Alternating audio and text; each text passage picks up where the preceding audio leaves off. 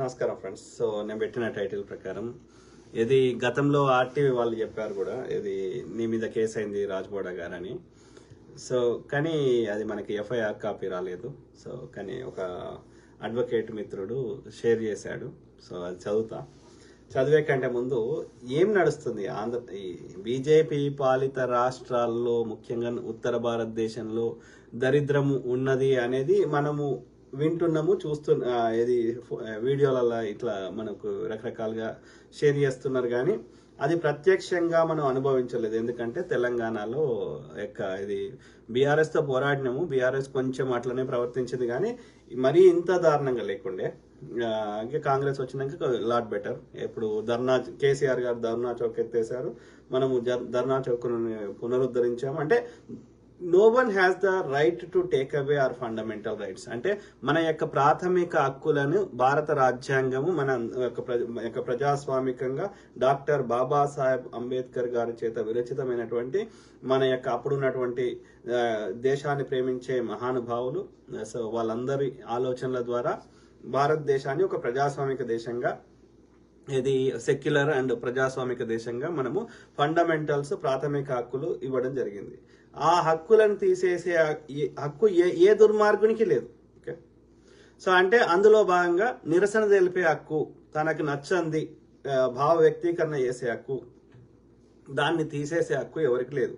నువ్వు అడ్డమైన తప్పుడు కేసులు పెట్టి ఆ విధంగా తీసేస్తా అంటే మేము చూస్తూ ఊరుకోం. ఆ క్రమంలో ఈరోజు ఫర్ ఎగ్జాంపుల్ ఉదాహరణకి ఈరోజు ఏది ఎక్స్ ఎంపీ దాదాపు 10 ఏళ్ళు ఎంపీగా పనిచేశారు. సో ఇది హర్ష కుమార్ గారు ఏమన్నా ఎవరికైనా ద్రోహం చేశాడా, లేకపోతే ఏదన్నా హింసాత్మకమైన సంఘటన చేయమని పిలుపునిచ్చాడా? ఏమన్నాడు? ఆ బ్రదర్ చనిపోయినటువంటి ప్రాంతానికి వచ్చి నివాళులు అర్పిద్దామన్నాడు. చనిపోయిన వ్యక్తులకి మన యొక్క ప్రగాఢ సానుభూతిని, వారి కుటుంబానికి ఒక ధైర్యాన్ని, అట్లనే అతని చేసిన మంచి పనులను సమాజం గుర్తుంచుకునే విధంగా అతన్ని గుర్తు చేసుకుంటే వీరికి వచ్చిన నష్టమైంది పోలీసులకి? చెప్పండి. అంటే మీరు ఆ వచ్చిన క్రౌడ్ ని కంట్రోల్ చేయలేక మీరు చేశారా?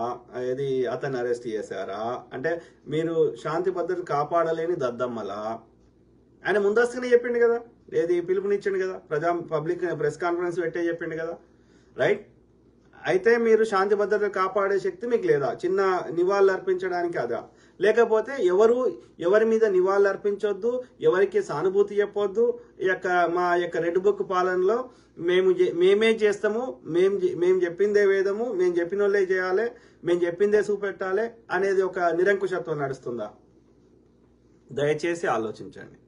సో మన భావ స్వేచ్ఛని, మనకు నచ్చినట్టు మనం బతికే స్వేచ్ఛని, వాడెవడో బీజేపీడో, వాడెవడో చిన్నజీఆర్ గాడు అవుల నా కొడుకు కాషాయం ధరిస్తే మనందరం కాషాయం ధరించాలని అట్లాంటి చట్టం పెడతా అంటే మేమెందుకు కూరుకుంటాం?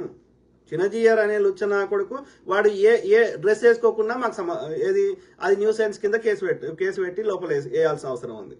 కానీ వాడు ఏం వేసుకున్నా మేము కంట్రోల్ చేస్తలేం. కానీ చిన్నజీఆర్ అనే అవలనా కొడుక్కి పార్లమెంట్ ఓపెనింగ్ వచ్చిన బొర్రలు వేసుకున్న ఆర్య బ్రాహ్మణ అవలనా కొడుకులకి మా హక్కుని తీసేసే హక్కు నీకు ఓడిచ్చిన లుచ్చబాడుకో. మేము చెప్తాం, మళ్ళా మేము చెప్పిన డ్రెస్ వేసుకోండి చిన్నజీఆర్గా. సర్వసంగ పరిత్యాగి అని చెప్పుకునే నీకు 1000 కోట్ల ఆస్తులు ఎందుకు రా? సర్వసంగం అంటే నాకు ఈ ప్రాపంచిక సమాజంతో నాకు సంబంధం లేదని హిమాలయాలకు పోయి మేము ఫకీర్ అని చెప్పే గాడి కొడుకులు వాని జియో ట్రస్ట్ కింద 1000 కోట్ల ఆస్తులు ఎందుకుంటాయి?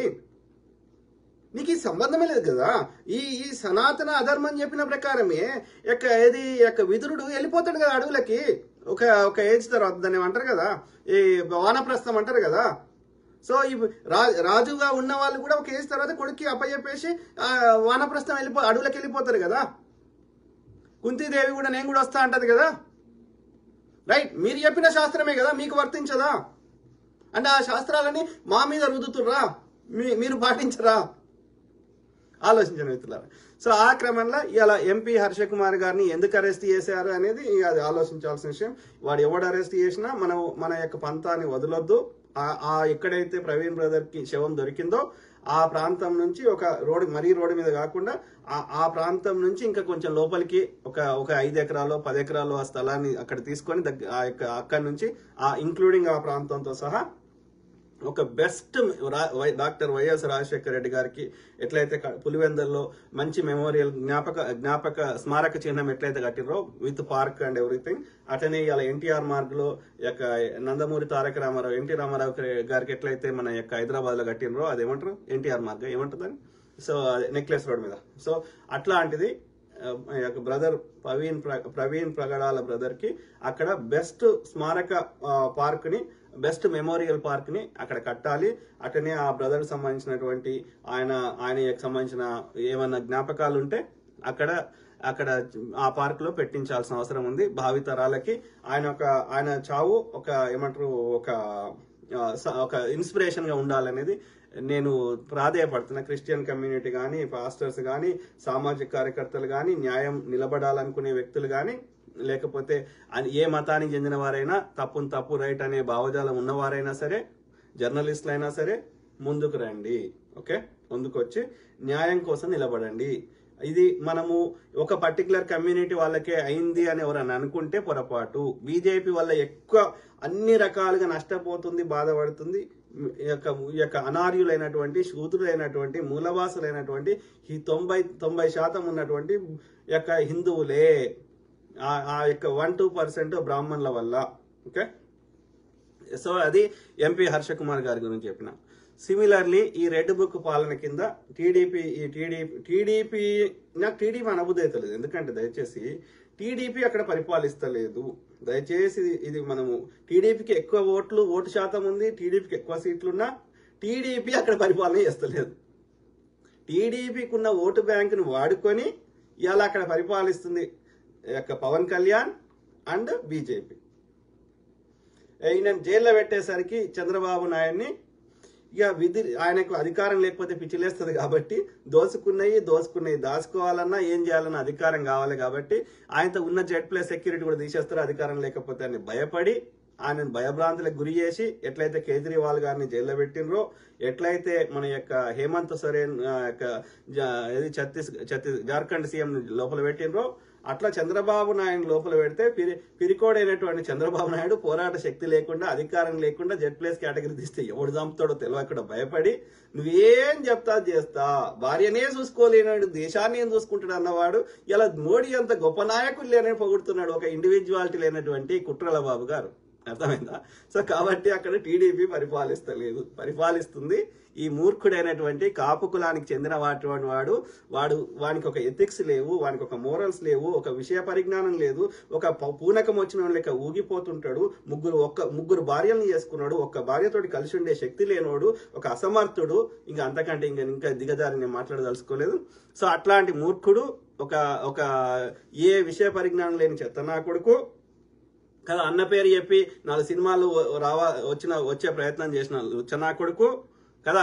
ఏ స్త్రీ కనబడితే ఆ స్త్రీని తోటి వాడు ఏం చేయగలుగుతాడో అందరూ కూడా సమర్థుడో లేదో తెలియదు కానీ అట్లా ఒక ఎథిక్స్ మోరల్స్ లేని వ్యక్తి కదా, దుర్మార్గుడు, దుష్టుడు, నీచుడు, నికృష్టుడు, కత్తి మహేష్ను చంపించిన నీచుడు ఇవాళ రెడ్ బుక్ పాలనని అమలు చేస్తూ నేను చెప్పిందే శాసనం అన్నట్టుగా ఆ బ్రాహ్మణుల సంఖ నాకుతున్నటువంటి ఆ గోదావరి జిల్లాలో ఉన్న అగ్రహారాలు దొబ్బి అలా ఉంటున్నటువంటి ఆ యొక్క తిరుపతిలో మొత్తం అది ఏది రాయలసీమలో ఉన్నా గానీ అక్కడ మొత్తం ఇదే గోదావరి జిల్లాలో చెందిన బ్రాహ్మణులు ఈ విధంగా వీరిని కంట్రోల్లో పెట్టుకొని అక్కడ ఉన్నటువంటి గోదావరి జిల్లాలో ఉన్నటువంటి ఈ కాపులని అట్లనే ఈ రాజులని కంట్రోల్లో పెట్టుకొని అక్కడ ఒక దుర్మార్గమైన వాళ్ళ యొక్క సనాతన అధర్మాన్ని లేకపోతే ఆ మనువాదాన్ని మా అందరి మీద రుద్దే ప్రయత్నం చేస్తున్న ఆ బ్రాహ్మణ మూర్ఖులని అందరు గాడిద కొడుకులు చూడు. చాగంటి ఎక్కడి నుంచి వస్తాడు? అదే గోదావరి జిల్లాలకి వస్తాడు. ఎవడవాడు? అదే బ్రాహ్మణుడు. ఈడు చిన్నజీరోడు వాడే. తిరుపతిలో ఉన్న అన్ని మేజర్ అందరెవరు గాళ్ళే. అర్థమైందా? ఇట్లా ఈ దళితులు తయారయ్యారు. సినిమా ఇండస్ట్రీలో ఎవరు తెచ్చిండ్రు వీళ్ళంతా అప్పుడెప్పుడో వెనకట 1940లో కొంతమంది రాయలసీమకు చెందిన నాగయ్య వీళ్ళు రెడ్డిలు ఉన్నప్పటికీ, ఈ ఎల్బి ప్రసాద్ వీళ్ళు ఉన్నప్పటికీ వాళ్ళ తరం అయిపోయిన తర్వాత ఈ చిరంజీవి అనే దరిద్రుడు వచ్చిన తర్వాత ఇప్పుడు అంతా కాపల్ల రాజ్యం నడుస్తున్నది కదా. ఆంధ్రాలో కాపోడు అగ్రరాజ్యం అవుతాడంట, తెలంగాణలో వాడు బీసీ అవుతాడంట. అంటే బీసీలకు వచ్చే ఏ పదవులు కూడా ఈడ రానియరు తెలంగాణలో. అంటే ఎంత ఎంత అబ్యూజ్ చేస్తున్నారో దయచేసి ఆలోచించండి. ఈ కాపులు తెలంగాణలైనా ఆంధ్రాలైనా ఇలా ఎవడి సంఖ్య నాకుతున్నారు. ఇలా బండి సంజయ్ గాడు కాపు, ధర్మపురి అరవింద్ గాడు కాపు, అదవుతో ఆకుల శ్రీవాణి అంటే అది కాపు. అందరు కాపు నా కొడుకులు అందరూ ఈ మోడీ బీజేపీ సంఖ్య నాకుతున్నారు. అర్థమైందా? లుచ్చబాడుకోదు. సో అంటే ఎంత గలీజ్ నా కొడుకులు ఉన్నారో అర్థం చేసుకోండి. మళ్ళీ కాపోలు ఎక్కడ ఏది పేదరికంతో శాల అయినా శాఖల అయినా మంగళ అయినా మాదిగ అయినా వీళ్ళ లెక్క చాలా దీనస్థితులు లేరు వీళ్ళు. ఓకే, అప్పుడు కూడా ఈవెన్ తెలంగాణలో కూడా నిజాం పాలనలో కూడా పటేల్ పట్వారి ఈ గాడి కొడుకులే, హైదరాబాద్కి కోత్వాల్గా పనిచేసింది ఈ గాడి కొడుకులే. మళ్ళీ ఆడ వచ్చేసి నేను బీసీ అంటే బీసీలకు ఒక్క పదవి రానియడంట ఈ తీన్మార్ మల్లిగాడు ఇట్లాంటి పాడుకోవాలి. అర్థం చేసుకోండి మిత్రులారా. ఓకే, సో ఆ విధంగా రెడ్ బుక్ పాలన నడిపిస్తున్నారు. అరే ఆ జగన్ గారిని కాదని చంద్రబాబు నాయుడిని, చంద్రబాబు ఎన్నుకున్నారా? అసలు ఎన్నుకోలేదు. జగన్ గారికి కూడా తక్కువ ఓట్లు ఏం రాలే, అబోవ్ 40% వచ్చినాయి. ఆ వ్యతిరేక ఓట్లు చీలకుండా ఏది కూటమి కట్టిర్రు, లేకపోతే ఏది జగన్ గారే గెలిచేవారు. అర్థమైందా? సో ఆ కూటమి కట్టడం వల్ల వ్యతిరేక ఓటు చీలలే. ఈ పవన్ కళ్యాణ్ గారికి 5%, 7% ఎంతనో ఓట్లు చీలేటి, అవి చీలలేదు. రెండోది ఏంది, ఈ చంద్రబాబు నాయుడు షెల్లని పట్టుకొని వచ్చిండు, 2 షెల్లలను పట్టుకొని వచ్చిండు. వాళ్ళని కరెక్ట్గా ఎన్నికల ముందు కరెక్ట్గా వాడుకొని అన్నను పొట్టు తిడిపించిండు. తిడిపించడం వల్ల ఏమైంది, షర్మిలతోటి సునీతతోటి వాడు మరి జగన్ ఏం చేసిండు, ఆస్తి వంచితే పిడబోతుండే పంచకపోయేసరికి షెల్లెలకు కోపం వచ్చాయి. మళ్ళీ బాబాయిని చంపేవారికి ఇంకా కోపం వచ్చాయి. సో అప్పుడు ఏం చేసిర్రు, వీళ్ళకున్న దాన్ని కరెక్ట్గా తన దిక్కు తిప్పుకోగలిగిండు చంద్రబాబు నాయుడు. ఏది వాళ్ళకి డబ్బులు ఇస్తానడా ఇంకేం చేస్తానడా మనకు తెలియదు కానీ, సో మొత్తం మీద అయితే వాళ్ళతోటి పొట్టు తిట్టిపించిండు ఎన్నికల ముందు. తిట్టిపించే వారికి ఏమైంది, ఒక తటస్థంగా ఉన్న వాళ్ళు జగన్ని పూర్తిగా అభిమానించే వాళ్ళు జగన్కి ఓటేశారు. జగన్ పథకాల ద్వారా లబ్ధి పొందిన వారు ఎవరైతే కొంచెం న్యూట్రల్గా ఉన్నారో వాళ్ళు జగన్ మీద సొంత చెల్లెన్లే వాని అన్నం తిడుతుంటే కానీ కొంతమంది ఒక 5 to 7% ఓటు మార్చుకున్నారు. లేకపోతే జగన్కి ఆ 42 ఎంతనో వచ్చింది, 44. సో ఇంకా ఈ 7 కలిస్తే more than 50 అవుతుంటే జగనే వస్తుండే. ఈ చెల్లెళ్ళు 5 నుంచి 7% ఓటు తగ్గించగలిగారు అన్నకి. సో ఆ విధంగా ఏమైంది, ఆ విధంగా వ్యతిరేక ఓటు చీలక ఈ విధంగా ఈ అక్క చెల్లెలు బాగా తిట్టడము, దాంతోపాటు బీజేపీ ఆ యొక్క ఓటింగ్ మిషన్ల ద్వారా లేకపోతే వానుకున్న ఆ యొక్క అక్కడ కేంద్రంలో ఉన్నటువంటి ఆ ఓట్ల సంఖ్యను కానీ అక్కడ అంటే పోల్ మేనేజ్మెంట్లో కొంచెం అన్యాయం చేసి ఆ విధంగా కూటమి ప్రభుత్వాన్ని తెచ్చి ఆడ దరిద్రాన్ని స్టార్ట్ చేసిండు. వాడు చంద్రబాబు నాయుడు చెప్పండి మిత్రులారా, ఏ ప్రచారం చేసుకుంటాడు హైదరాబాద్లో హైటెక్ సిటీ కట్టినని, మరి ఆంధ్రప్రదేశ్లో ఎందుకు కడతలేడు? ఇది 4th టర్మ్ ఆయన పరిపాలిస్తున్నాడు. అది ఫస్ట్ టైం ఎన్టీ రామారావుని చంపి అడ్డదారులు వచ్చిండు. ఆయన సొంత పార్టీ పెట్టుకోలే, ఆయన ముఖం చూసి ఎవడు ఓటేసినోడు కాదు ఎప్పుడు. అర్థమైందా? సో ఫస్ట్ 2 టర్మ్స్ తర్వాత ఇక తెలంగాణ సపరేట్ కావడం వల్ల అదొక సెంటిమెంట్ని వాడుకొని వచ్చిండు. ఇప్పుడు ఈ కుట్ర చేసిండు. ఎప్పుడు కానీ కుట్రలే, ప్రజలు ఆయనకు ఓటేసి ఎన్నడూ ఎన్నుకోలే ఆయన. ఓకే, సో ఆ విధంగా వచ్చినాక ఇప్పుడు పోలవరం అన్నాడు. పోలవరం జగన్ కడతలేడని జగన్ తిట్టిండు. మరి ఎందుకు కడతలేడు? ఫస్ట్ టైం వచ్చినప్పుడు ఎందుకు కట్టలే? వాడు మట్టి నీళ్లు తెచ్చి పోసిండు, వాడు ఏం నిధులు ఇస్తలేడు, ఏం చేస్తలేడు అని తిట్టిండు. మరి ఇప్పుడు నువ్వు నీ సపోర్ట్ తీసేసి ఇవాళ గవర్నమెంట్ పడిపోయే స్థాయిలో ఉండి కూడా మీరు ఎందుకు కడతలేవు? ఎందుకు నిధులు తెస్తలేవు? ఎందుకు ఐటీ పార్కులు తెస్తలేవు? ఎందుకు కేంద్ర నిధులు ప్రాజెక్టులు కడతలేవు? ఎందుకు పోలవరం కంప్లీట్ చేస్తలేవు? ఎందుకు ఇంకోటి చేస్తలేవు?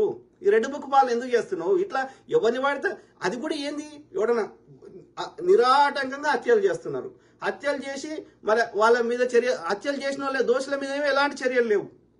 అనంతపూర్లో కాంగ్రెస్ కార్యకర్తలు చంపారు ఘోరంగా, ఎలాంటి చర్యలు లేవు. అట్లా ఎంతో మంది వైసీపీ కార్యకర్తలు చంపారు, ఎలాంటి చర్యలు లేవు. కానీ వాళ్ళు ఎవరో పోస్ట్ పెట్టిర్రట సోషల్ మీడియాలో, అది దానికని అరెస్ట్ చేస్తారట. పోసాని మురళి గారు సినిమా యాక్టర్ అండ్ రైటర్, ఆయనంటే గతంలో వీళ్ళని తిట్టిండంట ప్రెస్ కాన్ఫరెన్స్ లో. అరెస్ట్ చేసి 10 రోజుల 12 రోజుల రిమాండ్లో పెట్టిండు. ఎవరికి నేరం చేశారా? ఆయన తిట్టడం వల్ల భూమి బద్దలాయనా? ప్రజలకి ఏమన్నా ఇదైందా? నీ పరిపాలన తిట్టుకునే భావ స్వేచ్ఛ కానీ నీ పరిపాలన నచ్చకపోతే దాని గురించి చెప్పే స్వేచ్ఛ కానీ ఇక మాట్లాడుకునే స్వేచ్ఛ కూడా తీసేసేసి హక్కు నీకోడిచ్చిండ్రా నాయన. ఏం చేయమంటావు? కాళ్ళు చేతులు నోర్లు అన్ని మూసుకొని ఏం చేయమంటావు? కొడితేనే నేరం, ఫిజికల్గా అటాక్ చేస్తేనే నేరం, మిగిలింది ఏది నేరం కాదు. ఎవరికి నచ్చిందో ఆడు చెప్పుకోవచ్చు. నేను చెప్పిన ముచ్చట నచ్చకపోతే నీకు కూడా మైక్ ఉంది, నీకు కూడా ఛానల్ ఉంది, నువ్వు కూడా చెప్పుకోవచ్చు. ఆ స్వేచ్ఛను తీసేసే హక్కు లేదు. నేను తప్పు చెప్తే నువ్వు కరెక్ట్ చెప్పు, నువ్వు సరిదిద్దు. కానీ నాకు మాట్లాడదే హక్కు లేకుండా చేస్తా అంటే ఎవడిచ్చిండు నీకు? నువ్వు కన్నావా నన్ను? కాదు, నువ్వు కన్నావారా నాయన? నన్ను పోషిస్తున్నావా? నీకేం హక్కు ఉందిరా? కన్నోళ్ళకే 18 ఏళ్ళు దాటినాక లేదని చట్టం చెప్తుంది. పెళ్లి చేసుకొని నువ్వే నాకు సర్వస్వం అని చెప్పి కాళ్ళు మొక్కి నువ్వే నా పతిదేవుడు అన్న వాళ్ళే పతిని పొట్టు ఇబ్బందులు పెడుతున్నారు. నీకు ఏ సంబంధం లేదు. మా దగ్గర ట్యాక్సులు తీసుకొని 5 ఏళ్లకు ఒకసారి జీతగాన్ని లేకుండా నువ్వు మంచిగా చేయకపోతే ఇంకో జీతగాన్ని ఎన్నుకుంటాము. నీ పోలీసులకు జీతం ఇస్తుంది మేమే, ఐఏఎస్ అధికారులకు జీతం ఇస్తుంది మేమే, మున్సిపాలిటీ అధికారులకు జీతం ఇస్తుంది మేమే, ఈ చంద్రబాబు నాయుడికి గన్మెన్లకి జీతం ఇస్తుంది మేమే, ఆ గన్నులు కొనిస్తుంది మేమే, మేము కట్టే పెట్రోల్ మీద కట్టే ఎక్సైజ్ సుంకాలు, పెట్రోల్ మీద కట్టే వ్యాట్లు, లేకపోతే మేము కొనుక్కునే వస్తువుల మీద అరొక్క వస్తువు మీద పాలు, పెరుగు, బట్టలు, మెడిసిన్ అన్నిటి మీద జిఎస్టీ కడుతున్నాము, సేల్స్ ట్యాక్స్. ఇట్లా మేము ఏదైనా దేశం నుంచి ఇంపోర్ట్ చేసుకుంటే ఇంపోర్ట్ ట్యాక్స్ కడుతున్నాము. ఇట్లా రకరకాల ట్యాక్సులు మేము కడితే గరపట్టి కడుతున్నాము, ఇంటికి పన్ను కడుతున్నాము, ఇట్లా చెత్తకు పన్ను కడుతున్నాము. దేనికి కడతలేము? భూములు కొనుక్కుంటే భూములకు రిజిస్ట్రేషన్ పన్ను కడుతున్నాము, వాహనం కొనుక్కుంటే వాహనానికి వెహికల్ రిజిస్ట్రేషన్ పన్ను కడుతున్నాము.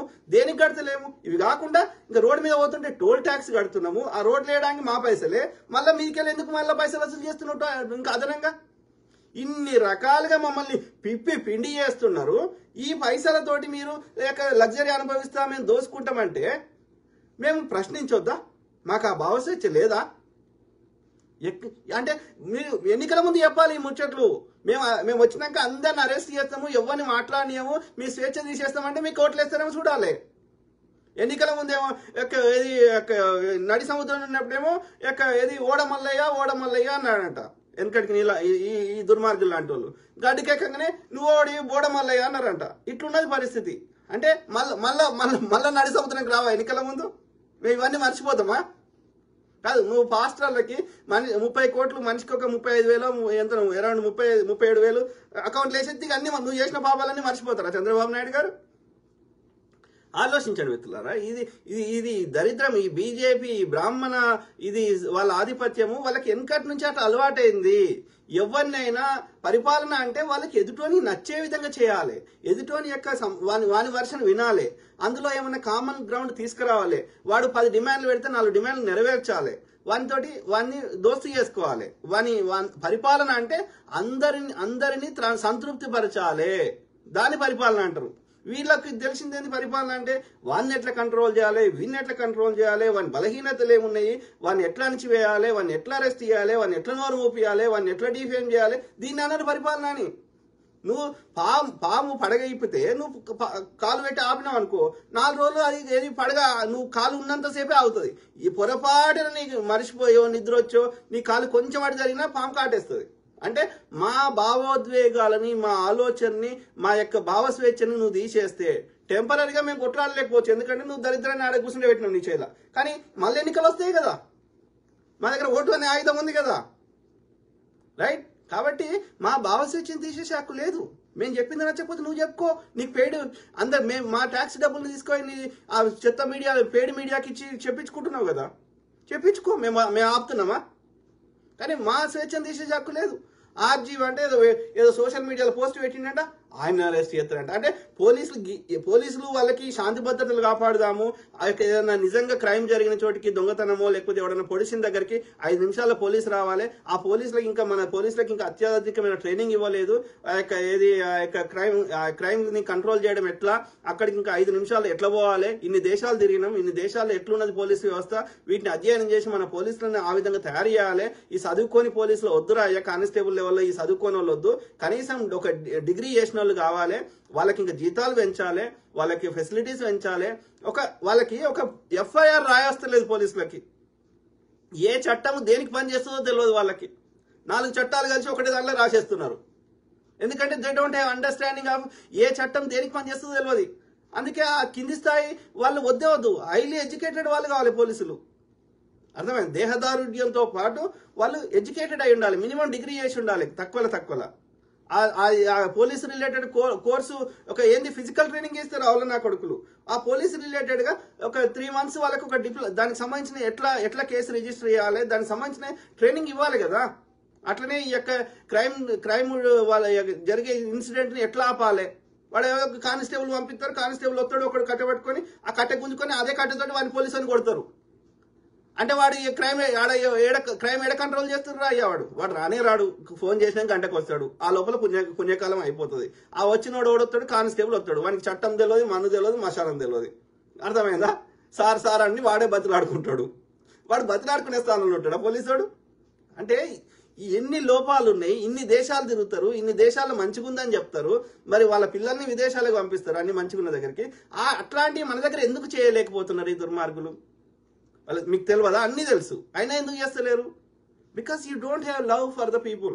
ఎన్నికల ముందు చిల్లర పంచి పెడదాం, అంతే పంచి పెడదాం, ఓట్లు వేయించుకుందాం, తర్వాత ఈ 5 ఏళ్ళు దోసుకుందాం. ప్రజల మీద మీకు ప్రేమ లేదు, అందుకని చేస్తలేరు. మీకు తెలియక కాదు, మీకు విషయ పరిజ్ఞానం లేక కాదు. అర్థమైందా మిత్రులారా? సో ఆ క్రమంలో ఈ దరిద్రుడు వచ్చినాక, ఈ కూటమి ప్రభుత్వం వచ్చినాక టీడీపీని తిడుతున్నాం కానీ, ఎందుకంటే వాడు అధికారంలో ఉన్నట్టుగా కనిపిస్తున్నాడు. కానీ టీడీపీ కంటే కూడా మనం తిట్టాల్సింది ఎక్కువ జనసేనని అండ్ బీజేపీని. వాడు చెప్పింది వీడు వినాల్సి వస్తున్నది, వీడు వినకపోతే వీని పని అవుతుంది. అర్థమైందా? మళ్ళీ తీసుకొని జల్ల పెడతారు, పెట్టి జగన్ని ముఖ్యమంత్రి చేస్తారు. మళ్ళీ వానికి 2 నిమిషాల పని కాదు, లేకపోతే రాష్ట్రపతి పాలన పెడతాడు, గవర్నర్ పాలన పెడతాడు, వాళ్ళకి పెద్ద విషయం కాదు. సో ఆ క్రమంలో ఇప్పుడు హర్ష కుమార్ గారిని ఇది నివాళులు అర్పించనివ్వలేదు. ఓకే, నేను దేశంలో ఉండి నేను 10 ఏళ్ల నుంచి ముచ్చట చెప్తున్నా. మరి తెలంగాణ ప్రభుత్వం, తెలంగాణలో ఉన్న కేసీఆర్ ఎన్ని కేసులు పెట్టాలి నా మీద, రైట్? ఆ కేంద్రంలో బీజేపీ ఎన్ని కేసులు పెట్టాలి, ఇక్కడ రేవంత్ రెడ్డిని తిట్టిన రేవంత్ రెడ్డి ఎన్ని కేసులు పెట్టాలి అంటే, ఆంధ్రప్రదేశ్ తెలంగాణ కంపేర్ చేసినప్పుడు ఆంధ్రప్రదేశ్ ఎంత అరాచకంగా ఉందో మీరు దయచేసి గమనించాలి. ఓకే, అర్థమైందా ఇట్లారా? సో అట్లనే పోసాని కృష్ణమురళి గారు, ఆయన ఎవరిని కొట్టలేదు, ఆయన యొక్క ప్రెస్ లో తిట్టిండు పవన్ కళ్యాణ్. అయితే అది పగబెట్టుకొని ఇప్పుడు అరెస్ట్ చేస్తారంట. ఏమన్నా మేక్ సెన్స్ ఉండాలి. ఆడు తిడితే నువ్వు తిట్టనుంటివి, అయిపోయా, మాట చెల్లు. అంతేగాని ఇక మాట్లాడితేనే అరెస్ట్ చేస్తే ఎవరు మాట్లాడతారా? అవులో నా కొడుక చంద్రబాబు నాయుడు గారు కూడా అరెస్ట్ చేస్తే, ఎవరైనా మాట్లాడితే పవన్ కళ్యాణ్ గారు ఊగిపోతే మేము మళ్ళీ గుర్తు పెట్టుకొని మళ్ళీ ప్రభుత్వం వారంగా మళ్ళీ అరెస్ట్ చేయాలన్నా? అంటే ఇక ప్రజా సమస్యలు మాకు అంటే ప్రజలు ట్యాక్సులు కడుతుంది, వాళ్ళ రిసోర్సెస్ ఇట్లా వాడి తిట్టుకు వీడి తిట్టుకు వాడుకుందామా? రియల్ ఇష్యూస్ మీద వద్దా? ఆ పోలీసులను రియల్ క్రైమ్ మీద ఉండొద్దా? పనికిరాని అదేమన్నా పనికొచ్చే ముచ్చట్నారా? అలా ఏమైనా ఉన్నదా? వాడు తిడితే నువ్వు తిడతావు, అంతే, అయిపోయా. అది పెద్ద విషయమా? అట్లా ఆర్జీవి గారిని, అట్లనే వైసీపీ కార్యకర్తల్ని 650, ఇప్పుడు కాదు, ఇది నవంబర్లో, అంటే ఇప్పటికి ఇంకా పెరిగి ఉంటాయి, 1000 పైన ఉంటాయి కావచ్చు. ఆ నవంబర్లో ఏదైతే ఆడొచ్చిన 3-4 నెలలకే, ఓకే, ఎంత 5 నెలలకు కావచ్చు. సో ఎంత జూన్లో వచ్చినట్టున్నాడు కదా. సో 650 మందికి నోటీసులు పంపించారట పోలీసులు. సోషల్ మీడియాలో పోస్టులు పెట్టిర్రు. 147 మంది మీద కేసులు రిజిస్టర్ అయినాయంట, ఎఫ్ఐఆర్ ఫైల్ చేసిరట. అలా 49 మంది అరెస్ట్ చేసిరట. ఎందుకురా అంటే సోషల్ మీడియాలో పోస్టులు పెట్టిరట. ఏమన్నా అర్థం ఉందా? కుట్రాల బాబు గారు, పవన్ కళ్యాణ్, అవులా నా కొడుకు పవన్ కళ్యాణ్, 3 భార్యల ముద్దుల మగుడు పవన్ కళ్యాణ్ గారు, విషయ పరిజ్ఞానం లేని అవులా నా కొడుక. ఇంకా బీజేపీ అయితే చెత్త పార్టీ. అది ఎందుకుందో భూమి, ఆ బ్రాహ్మణులది ఎందుకుందో, ఆర్య బ్రాహ్మణులది ఎవరికి తెలియదు. అట్లా ఆ వంశీ వల్లభనేని అనేట ఆయన్ని, తర్వాత ఎవరు వర్ర రవీంద్రరెడ్డి అనేట ఆయన్ని, ఎవరిని వాళ్ళు ఏం పాపం చేయలేదు, ఎవరిని కొట్టలేదు, ఎవరిని చంపలేదు, ఏం చేయలేదు. సోషల్ మీడియాలో పోస్టులు పెట్టిరట. దానికని వీడు ఇంతమందిని పోలీసు వ్యవస్థని దుర్వినియోగం చేస్తున్నాడు ఈ యొక్క. మళ్ళీ ఈడు ఇంకోడు వాళ్ళ కొడుకు, ఎవడు చంద్రబాబు నాయుడు కొడుకు, వాడు ఇంకా పవన్ కళ్యాణే ఊగిపోయే పిచ్చినా కొడుకురా అంటే, ఆ నారా లోకేష్ అనేటోడు ముద్దపప్పు, కందిపప్పు, ఇంకో పప్పు, ఏ పప్పు, వాడికి ఒక బాడీ లాంగ్వేజ్ సరిగ్గా లేదు, వానికి ఒక విషయ పరిజ్ఞానం లేదు, వాడు చదువుకున్నాడంట కానీ మరి వాడు చెప్తే ఒక ఓటు వాళ్ళు లేదు. ఇలా వాడు ఏదో గొప్పగా ఎవరినో బెదిరించి ఏమో చేస్తున్నాడు. అరే నారా లోకేష్, ఒక్క బహిరంగ సభలో ఒక్క స్పీచ్ ఇరా నాయన, స్పీచ్ ఇచ్చి 4 ఓట్లు తెప్పిరా చూద్దాం. నువ్వు అట్లనే ఉన్నావు, ఇక్కడ కేసీఆర్ కొడుకు అట్లనే ఉన్నాడు. మీరు చెప్తే ఒక్క ఓటు పడది. ఓకే, మీరేదో మీకు లేదు, మీకు అంటే అది కనిపిస్తుంది, ప్రజల మీద ప్రేమ ఉంటే కనిపిస్తుంది. మీరు అయినా మీరు ఒక్క ఓటు దేనోడు ఇవాళ నేనే ప్రభుత్వాన్ని తెచ్చినా నేనేమన్నా చేస్తా అన్న ధోరణిలో ప్రవర్తించడం ఎంతవరకు కరెక్ట్? గతంలో కేటీఆర్ అయినా అదే పరిస్థితి, కవిత అయినా అదే పరిస్థితి. ఇక వాళ్ళ నాయనను ఆడ ముఖ్యమంత్రి అయితే ఇక మేము ఏమని చేయొచ్చా? ప్రజలు మీ నాయనకి అప్రూవ్ ఇచ్చిందేమో కానీ నీకు ఇవ్వలే కదా approval. Same thing with Nara Lokesh. నీకేం అవగాహన ఉంది? ఏ విషయం మీద అవగాహన ఉంది? రెడ్ బుక్ పాలన బుక్ పట్టుకొని వస్తావు, నీకేం అదుకుంది? నువ్వు చెప్తే ఓడోటేసిండు. దుర్మార్గులు. ఆలోచించండి మిత్రులారా. ఓకే, ఏది గోరంట్ల మాధవ్ అనేట ఆయనకు అరెస్ట్ చేసిందంట. ఓకే, సో ఇది ఇంతకుముందే వింటున్నా. శ్రీరెడ్డి ఏది విజయనగరం జిల్లాలో పూసపాటి రేగ అనే అక్కడ పోలీస్ స్టేషన్ పరిధిలో పోలీసులు శ్రీరెడ్డిని అరెస్ట్ చేసిరంట. ఇంకా అదేదో ఒళ్ళు అమ్ముకుంటుంది, అదేదో జగన్ ఏదైనా పదవి ఇస్తాడేమన్న ఆశతోటి ఏదో అది ఒరిగింది. ఒరినందుకు మీరు కూడా ఒరిరు కదా, దాన్ని డిఫేమ్ చేసిర్రు, దాన్ని ఇక్కడ నుంచి వారిపెట్టట్టు చేసిర్రు, దాన్ని అందరం చేసినాం దాన్ని. కానీ తిట్టినాం. ఓకే, దాని లోపాలు ఉంటే ఎత్తి చూపెట్టినాం, అంతవరకే. ఇక దాన్ని అరెస్ట్ చేయాల్సిన అవసరం ఏమొచ్చిందిరా? ఇది కరెక్ట్ కాదు. ఓకే, నేనేమంటున్నా, ఎవరికైనా సరే మాట్లాడుకునే స్వేచ్ఛ ఉంది. దాన్ని తీసేసే హక్కు ఏ ప్రభుత్వానికి లేదు. అది కాంగ్రెస్ అయినా సరే, అది బీజేపీ అయినా సరే, అది టీడీపీ అయినా సరే, ఇంకో పార్టీ అయినా సరే, రైట్? సో పార్టీలకు అతీతంగా కొట్టుకుంటేనే నేరం, ఫిజికల్ అటాక్ చేస్తేనే నేరం, మిగిలింది ఏది నేరం కాదు. ఇంకోటి ఏంటంటే మారణాయుధాలు పట్టుకుపోయి దాడులు చేయని రెచ్చగొడితే తప్పు. అది కాకుండా మిగతాది ఏది సోషల్ మీడియాలో పోస్ట్ పెట్టినా మాట్లాడినా తప్పు కాదు. ఆ సోషల్ మీడియాకు కూడా అనేక రూల్స్ ఉన్నాయి. ఏదైనా నిజంగా తప్పు పెడితే వాడిని కంప్లైంట్ చేస్తే అందులో మేక్ సెన్స్ అనిపిస్తే ఆ పోస్ట్ డిలీట్ చేస్తారు. సో వాళ్ళు యూట్యూబ్ అయినా చర్యలు తీసుకుంటుంది, అట్లనే ఫేస్బుక్ చర్యలు తీసుకుంటారు. ఆల్రెడీ రూల్స్ అన్ని పాటించి వాళ్ళ యొక్క రూల్స్ ప్రకారమే పెట్టినాక మళ్ళీ మీరు కొత్తగా ఇంకో అదనంగా పోలీసులు ఆల్రెడీ ఆ ఛానల్ ఆ యొక్క ఫేస్బుక్ అయినా యూట్యూబ్ అయినా వాళ్ళ ఇన్స్టాగ్రామ్ అయినా వాళ్ళు ఎన్ఫోర్స్ చేస్తున్నారు చట్టాలని, ఆయా దేశాల చట్టాలని వాళ్ళ మీద చర్యలు తీసుకుంటున్నారు. ఎవరైనా కంప్లైంట్ చేస్తే, లేకపోతే అందులో సరిగ్గా కాంటెంట్ లేకపోతే ఫ్యాక్ట్ చెక్ చేసి, లేకపోతే అందులో ఈ యొక్క అబ్యూజింగ్ గా, లేకపోతే అవమానకరంగా, లేకపోతే సెక్సువల్ గా ఎలాంటిది ఉన్నా సరే ఆల్రెడీ వాళ్ళు నియమాలు పాటిస్తున్నారు, ఆ కాంటెంట్ డిలీట్ చేస్తున్నారు, వాళ్ళు చర్యలు తీసుకుంటున్నారు. మళ్ళీ అదనంగా ఇంకో పోలీసులు ఏంది అంటే మీరు అధికారాన్ని దుర్వినియోగం చేస్తున్నారు. ఆ పోలీసులు వేరే పని, అంతకంటే ముఖ్యమైన పని చేయించాల్సిన పోలీసులతోటి అడ్డమైన పనులు చేయిస్తున్నారు, తోటమాలి పని చేయించినట్టు. అంటే ప్రజల సొమ్ముని పోలీసులకు ఇచ్చే జీతాలని ఆ పోలీసు వ్యవస్థని దుర్వినియోగపరుస్తున్నారు. దేనికోసం అయితే ప్రజలు వాళ్ళ రక్తం చెమట ఖర్చు పెట్టి ఇచ్చేసి 4 వస్తువులు కొనుక్కుంటే దాని మీద వచ్చిన ట్యాక్స్ ని పోలీసులకు జీతాలకు ఇస్తుంటే ఆ జీతాలని ఆ పోలీసు వ్యవస్థను దుర్వినియోగపరుస్తున్న ఈ కూటమి ప్రభుత్వాన్ని వచ్చే ఎన్నికలలో కానీ ఇప్పుడే కానీ ఆ రాష్ట్ర ప్రభుత్వం నిరసన తెలిపి రాష్ట్ర ప్రభుత్వానికి కేంద్ర ప్రభుత్వానికి విజ్ఞప్తి చెప్తే ప్రెసిడెంట్ గారికి లెటర్ రాసి అయినా ఇక్కడ గవర్నర్ పాలన, ఈ అరాచక పాలన బంద్ చేసి కూటమి ప్రభుత్వం అక్కడ రాష్ట్రపతి పాలన పెట్టి మళ్ళీ ఎన్నికలు పెట్టించాల్సిన అవసరాన్ని తీసుకొస్తున్నారు మీ ప్రవర్తనతో. ఇది కరెక్ట్ కాదు. మా స్వేచ్ఛను తీసేసే హక్కు లేదు. ఓకే, ఆలోచించండి మిత్రులారా. సో ఆ క్రమంలో ఇది ప్రవీణ్ పగడాల బ్రదర్ది పోస్ట్ మార్టం రిపోర్ట్స్ వచ్చినాయి, కానీ దాని కూలంకషంగా చదివినాక వాళ్ళకి ఎక్కడెక్కడ కాన్ఫ్లిక్ట్స్ ఉన్నాయో అది మళ్ళీ రేపు ఎల్లుండో మాట్లాడతా. సో ఆ క్రమంలో నా మీద పెట్టిన కేసు ఏందో చదివి వినిపించే ప్రయత్నం చేస్తా. ఓకే, ఇంతకుముందే ఆ బ్రదర్ షేర్ చేశాడు. వాళ్ళు పెట్టినని ఆర్టీ వాళ్ళు చెప్పారు, కానీ నాకు ఫిజికల్ గా కాపీ రాలేదు, కానీ ఇప్పుడు వచ్చింది. చదుదాం. 3 పేజీలు ఉంది. ఏది ఎఫ్ఐఆర్ అంటే ఫస్ట్ ఇన్ఫర్మేషన్ రిపోర్ట్. ఓకే, చదువుతున్నా. ఏముంది? రాజమండ్రి ఎక్కడ ఇది పెట్టింది? ఏపీ ఇది గవర్నమెంట్ ఆఫ్ ఆంధ్రప్రదేశ్ ప్రభుత్వం అంటే ఏపీ గవర్నమెంట్ లో వచ్చింది. ఎంతుంది? ఏపీపీఎం ఆర్డర్స్ నంబర్ ఏదో ఉంది 470500 under section FIR under section 173 BNSS. ఆ ఎఫ్ఐఆర్ రిపోర్టు పెట్టడానికి ఉండే అనుమతించే చట్టం పేరు ఏంది? 173 భారత న్యాయ సంహిత సురక్ష సంహిత ఏదో పెట్టిరు కదా పేరు. ఇంతకుముందు ఐపీసీ అని ఉంటుండే. సో అది ఐపీసీనే పేరు మార్చింది అంతే. అందులో ఐపీసీలు ఉన్నాయని యాజిటీస్ ఉన్నాయి. అదే సెక్షన్ అదే అన్ని ఉన్నాయి. ఓన్లీ ఏంటంటే ఐపీసీ అంటే అది కాంగ్రెస్ వాడు పెట్టిండో బ్రిటిష్ వాడు పెట్టిండో అని పేరు మార్చి భారత న్యాయ సంహిత అని రాశారు. న్యాయ సురక్షా సంహిత 3 ఏదో ఉన్నాయి కదా, బిఎన్ఎస్ఎస్ ఏదో సంథింగ్ లైక్ దట్. అంటే అనడానికే ఇబ్బందికరంగా ఉంటాయి కదా పేర్లు పెట్టారు. ఓకే, సో ఎక్కడ డిస్ట్రిక్ట్ ఈస్ట్ గోదావరిలో పెట్టారు. ఎక్కడ పోలీస్ స్టేషన్ పిఎస్ ఏది రాజమండ్రి 3 టౌన్ అంట.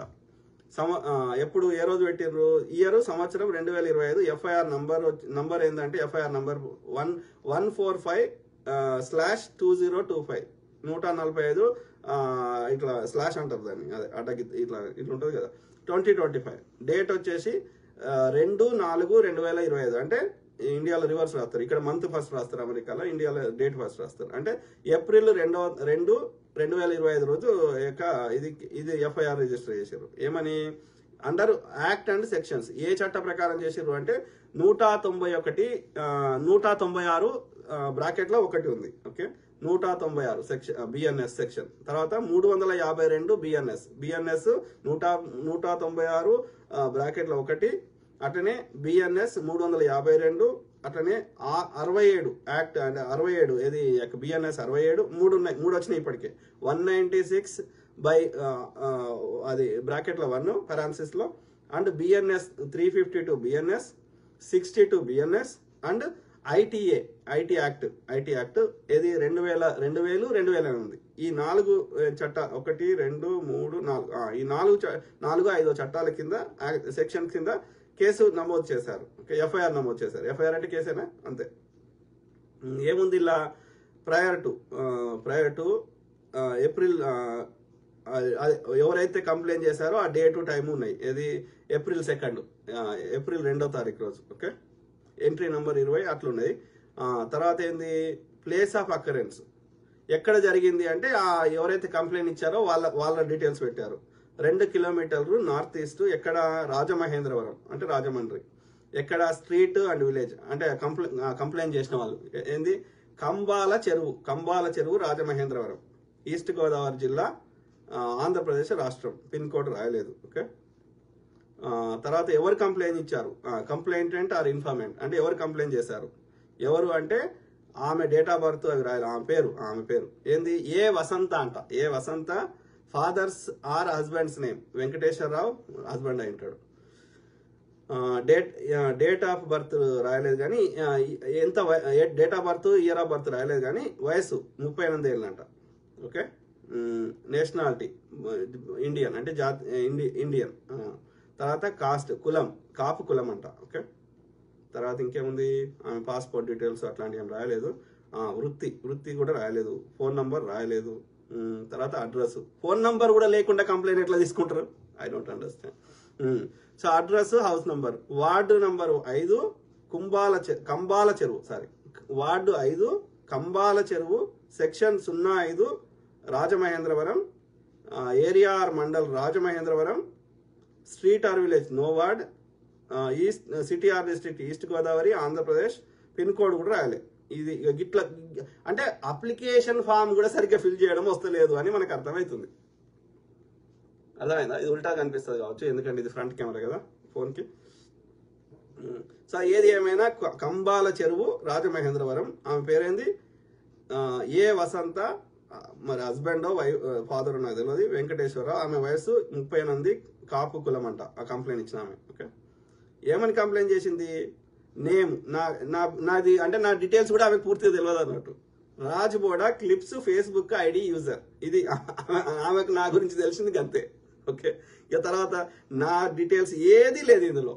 నేను ఏడుంటా, లేకపోతే నా కులం ఏంది, నా డేట్ ఆఫ్ బర్త్ ఏంది, నా ఫోన్ నంబర్ ఏంది, ఏది లేదు, అంతా ఖాళీ ఉంది. ఇక చూడండి, నా పేరు రాజ్బోడా క్లిప్స్ ఫేస్బుక్ ఐడి యూజర్ తప్ప ఇక్కడ ఒక్క డీటెయిల్ ఏమైనా ఉన్నదా? అంటే వాళ్ళకి ఎఫ్ఐఆర్ కూడా సరిగ్గా ఫిల్ చేయలేని దుస్థితిలో వాళ్ళు కంప్లైంట్ ఎట్లా తీసుకుంటారు? ఎలాంటి ఇన్ఫర్మేషన్ ఆ కంప్లైంట్ చేసిన వాళ్ళది లేకుండా, ఎవరి మీద కంప్లైంట్ చేశారో వాళ్ళది లేకుండా నువ్వు ఎట్లా ఎఫ్ఐఆర్ చేస్తావు, కేసు ఎట్లా ఫైల్ చేస్తావు? అంటే మినిమం అవగాహన లేని వ్యక్తులు ఉన్నారు. అంటే కేవలం భయభ్రాంతులకు గురి చేసి నోరు మూపించే ప్రయత్నం చేస్తున్నారు. అసలు ముచ్చట చదువుదాం. ఏమని కంప్లైంట్ ఇచ్చిందామె? ఏమంటే contents of the complaint or statement of complaint or informant. ఆమె మెయిన్ కంప్లైంట్ ఏందో చదువుదాం. This is a case of promoting enmity between different groups on grounds of religion, race, place of birth, residence, language and information technology act that accord prior to 11 p.m. at Kambala Cheruvu, Rajamahendravaram and reported on April 2nd, 2025 at 11 p.m. where in complainant A. Vasanta అంటే వాళ్ళ daddy Venkateswararao daddy A Vasanta daughter of Venkateswararao, age 38 years, caste Kapu, ward 5, Kambala Cheruvu, section 09, Rajamahendravaram, reported that the complainant working as a WMSK అంటే ఏందో నాకు తెలియదు, ఏమంటారు దాన్ని, ఆమె ఏం పని చేస్తుంది, WMSK అంటే ఏందో నాకు తెలియదు, ఎట్ వార్డ్ 5, కంబాల చెరువు, Rajamahendravaram. While the complainant saw the Facebook at the time, she noticed one video. అందులో ఒక video చూసిందంట. And the video posted by Rajboda Clips Facebook ID. In that video, Facebook ID user mentioned about the death of Praveen Pagadala as ఇది హత్య అని. ఈ హత్య వెనుక చిన్నజీయర్ స్వామి, Srinivas Varma, Narasapuram MP వారి హస్తం అంటే వాళ్ళు టైప్ చేసుడు కూడా వాళ్ళకి సరిగ్గా వస్తలేదు కంప్లైంట్లో కూడా. అంటే ఇక దాని కంప్లైంట్కి ఏం వ్యాలిడిటీ ఉంది? సో భారీ హస్తం అంట, భారీ హస్తం. It is inciting religious sentiments and is likely to cause clashes between some communities and intentional insults with the intent to provoke a breach of peace. Hence, the complainant request to take necessary action in this matter. అంటే తెలుగు చెప్తా చాలా మందికి అది కంఫర్టబుల్గా అర్థం కావాలని. ఏమని ఆ సెక్షన్స్ 4 సెక్షన్లు చెప్పినా కదా, ఆ ప్రకారం ఏమంటుంది, నేనంట ఆ వీడియో ఆమె చూసిందంట ఫేస్బుక్ రాజ్బోడా ఫేస్బుక్ క్లిప్స్ ఐడిలో.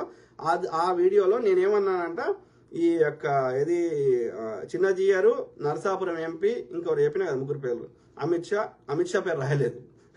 అంటే వాళ్ళు అమిత్ షా పేరు రాయడానికి కూడా, కంప్లైంట్లు రాయడానికి కూడా భయపడుతున్నారు అన్నట్టు. సో అయితే ఆ నరసాపురం ఎంపీ, శ్రీనివాస వర్మ, భూపతిరాజు, సో వీళ్ళు హత్య చేయించారు అని నేను చెప్పాను. సో అని చెప్పి ఇది ఇట్లా మాట్లాడము 2 మతాల మధ్యలో ఏది ఈ యొక్క చిచ్చు పెడుతున్నా అని అట్లా కంప్లైంట్ ఇచ్చారు. ప్రమోటింగ్ ఎనిమిటీ బిట్వీన్ 2 డిఫరెంట్ ఏది మతం ఆధారంగా, జాతి ఆధారంగా, వాళ్ళు పుట్టిన ప్లేస్ ఆధారంగా, వాళ్ళు ఉంటున్న నివాసం ఆధారంగా, భాష ఆధారంగా, ఆ యొక్క ఐటీ టెక్నాలజీ దానికి సంబంధించిన చట్టం ఏదో అంటే ఒక దెర్ ఇస్ నో స్పెసిఫిక్ ఇది మెన్షన్ లేదు. అంటే ఏదో బ్రాడ్గా ఏది పడుతుంది, ఎవరిని పడితే వాళ్ళని ఒక బ్రాడ్గా వితౌట్ స్పెసిఫిక్గా లేకుండా ఇది హత్య అనే ఐడి వాళ్ళు చెప్పిండ్రంట. అందుకని దీనివల్ల ఏది మత కల్లోహాలు చెలరేగుతాయని అది కాబట్టి వీళ్ళ మీద చర్యలు తీసుకోవాలని కంప్లైంట్ ఇచ్చారంట. కంప్లైంట్ తీసుకున్న పోలీసు పేరు ఏంటి అంటే నేమ్ సుబాని అంట, ఆయన ఆ పోలీస్ పేరు. ఆయన ఏంది అనేది అంటే సబ్ ఇన్స్పెక్టర్ SI ఏది ఆ 3 టౌన్ రాజమహేంద్రవరం 3 టౌన్ పోలీస్ స్టేషన్లో name Subani, sub inspector. So ఇది కంప్లైంట్. దీనికి ఏం వ్యాలిడిటీ ఉంది, అది ఎక్కడ మనము రెచ్చగొట్టినాము నేను క్లియర్గా చెప్పిన. పెట్టుకో 100 కేసులు పెట్టుకున్నా కొరికేదేం లేదు, కానీ మీ యొక్క దుర్మార్గ పాలన ఎట్లుంది అని ప్రజలకు చెప్పే ప్రయత్నం చేస్తున్నాం. ఓకే, దాంట్లో ఎలాంటి డీటెయిల్స్ లేవు, దానికి వ్యాలిడిటీ లేదు. మనము యొక్క తప్పుడు ఆరోపణ, ఫాల్స్ అక్యూజేషన్ చేసి మా నోరు మూపించే ప్రయత్నం చేస్తా అంటే మళ్ళీ ఉల్టా కేసు పెట్టాల్సి వస్తుంది, భయభ్రాంతులకు గురి చేస్తా, రెడ్ బుక్ పాలన చేస్తా అంటే. ఓకే కదా, నువ్వు కేసు పెట్టినంత మాత్రం ఒరిగేది ఏం లేదు. అక్కడ ఎవరు, నేను క్లియర్గా చెప్పిన, నాకు ఒక సోర్స్ నుంచి ఇన్ఫర్మేషన్ వచ్చింది, అది కూడా ఇన్సిడెంట్ అయినా వితిన్ 3-4 డేస్ లోపల. ఓకే, మాక్సిమం 1 వీక్ కూడా కాలేదు, వితిన్ 3-4 డేస్ లో వచ్చింది. సో ఇన్వెస్టిగేషన్ లో భాగంగా ఎక్కడి నుంచి ఏ సమాచారం వచ్చినా టిప్స్ లేదా లీడ్స్ అంటారు, అవి తీసుకొని దాంట్లో ఏమైనా మేక్ సెన్స్ ఉంటే ఆ సమాచారాన్ని వాడుకొని ఇన్వెస్టిగేషన్కి అది వాడుకోవాలి, ముందుకు పోవాలి. అంతేగాని ఎవరు సమాచారం ఇస్తే వాళ్ళ మీదనే ఉల్టా కేసులు పెడతా అంటే, మా నోరు మూపిస్తా అంటే చెల్లదు అట్లా.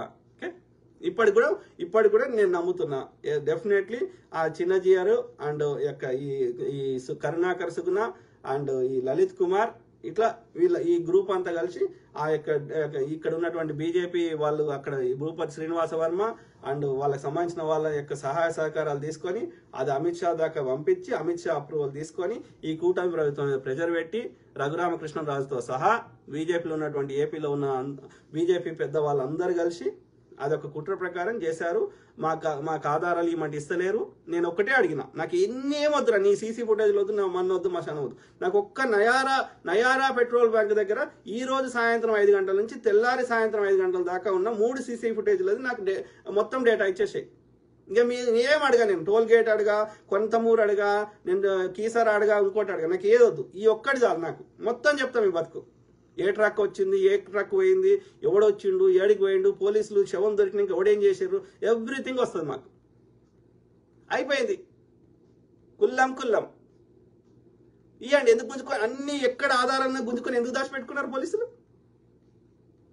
డెఫినెట్లీ ఆయన అత్యంత ఏమంటారు భయంకరంగా ఈ యొక్క ప్రతి రిలీజియన్లో, నాట్ వన్ రిలీజియన్, ఇంక్లూడింగ్ క్రిస్టియానిటీలో కూడా ఉన్నటువంటి లోపాలని లేకపోతే అక్కడ ఉన్నటువంటి అబ్యూజర్స్ని ఆ ప్రవీణ్ బ్రదర్ కన్సిస్టెంట్గా ఎత్తి చూపెట్టాడు.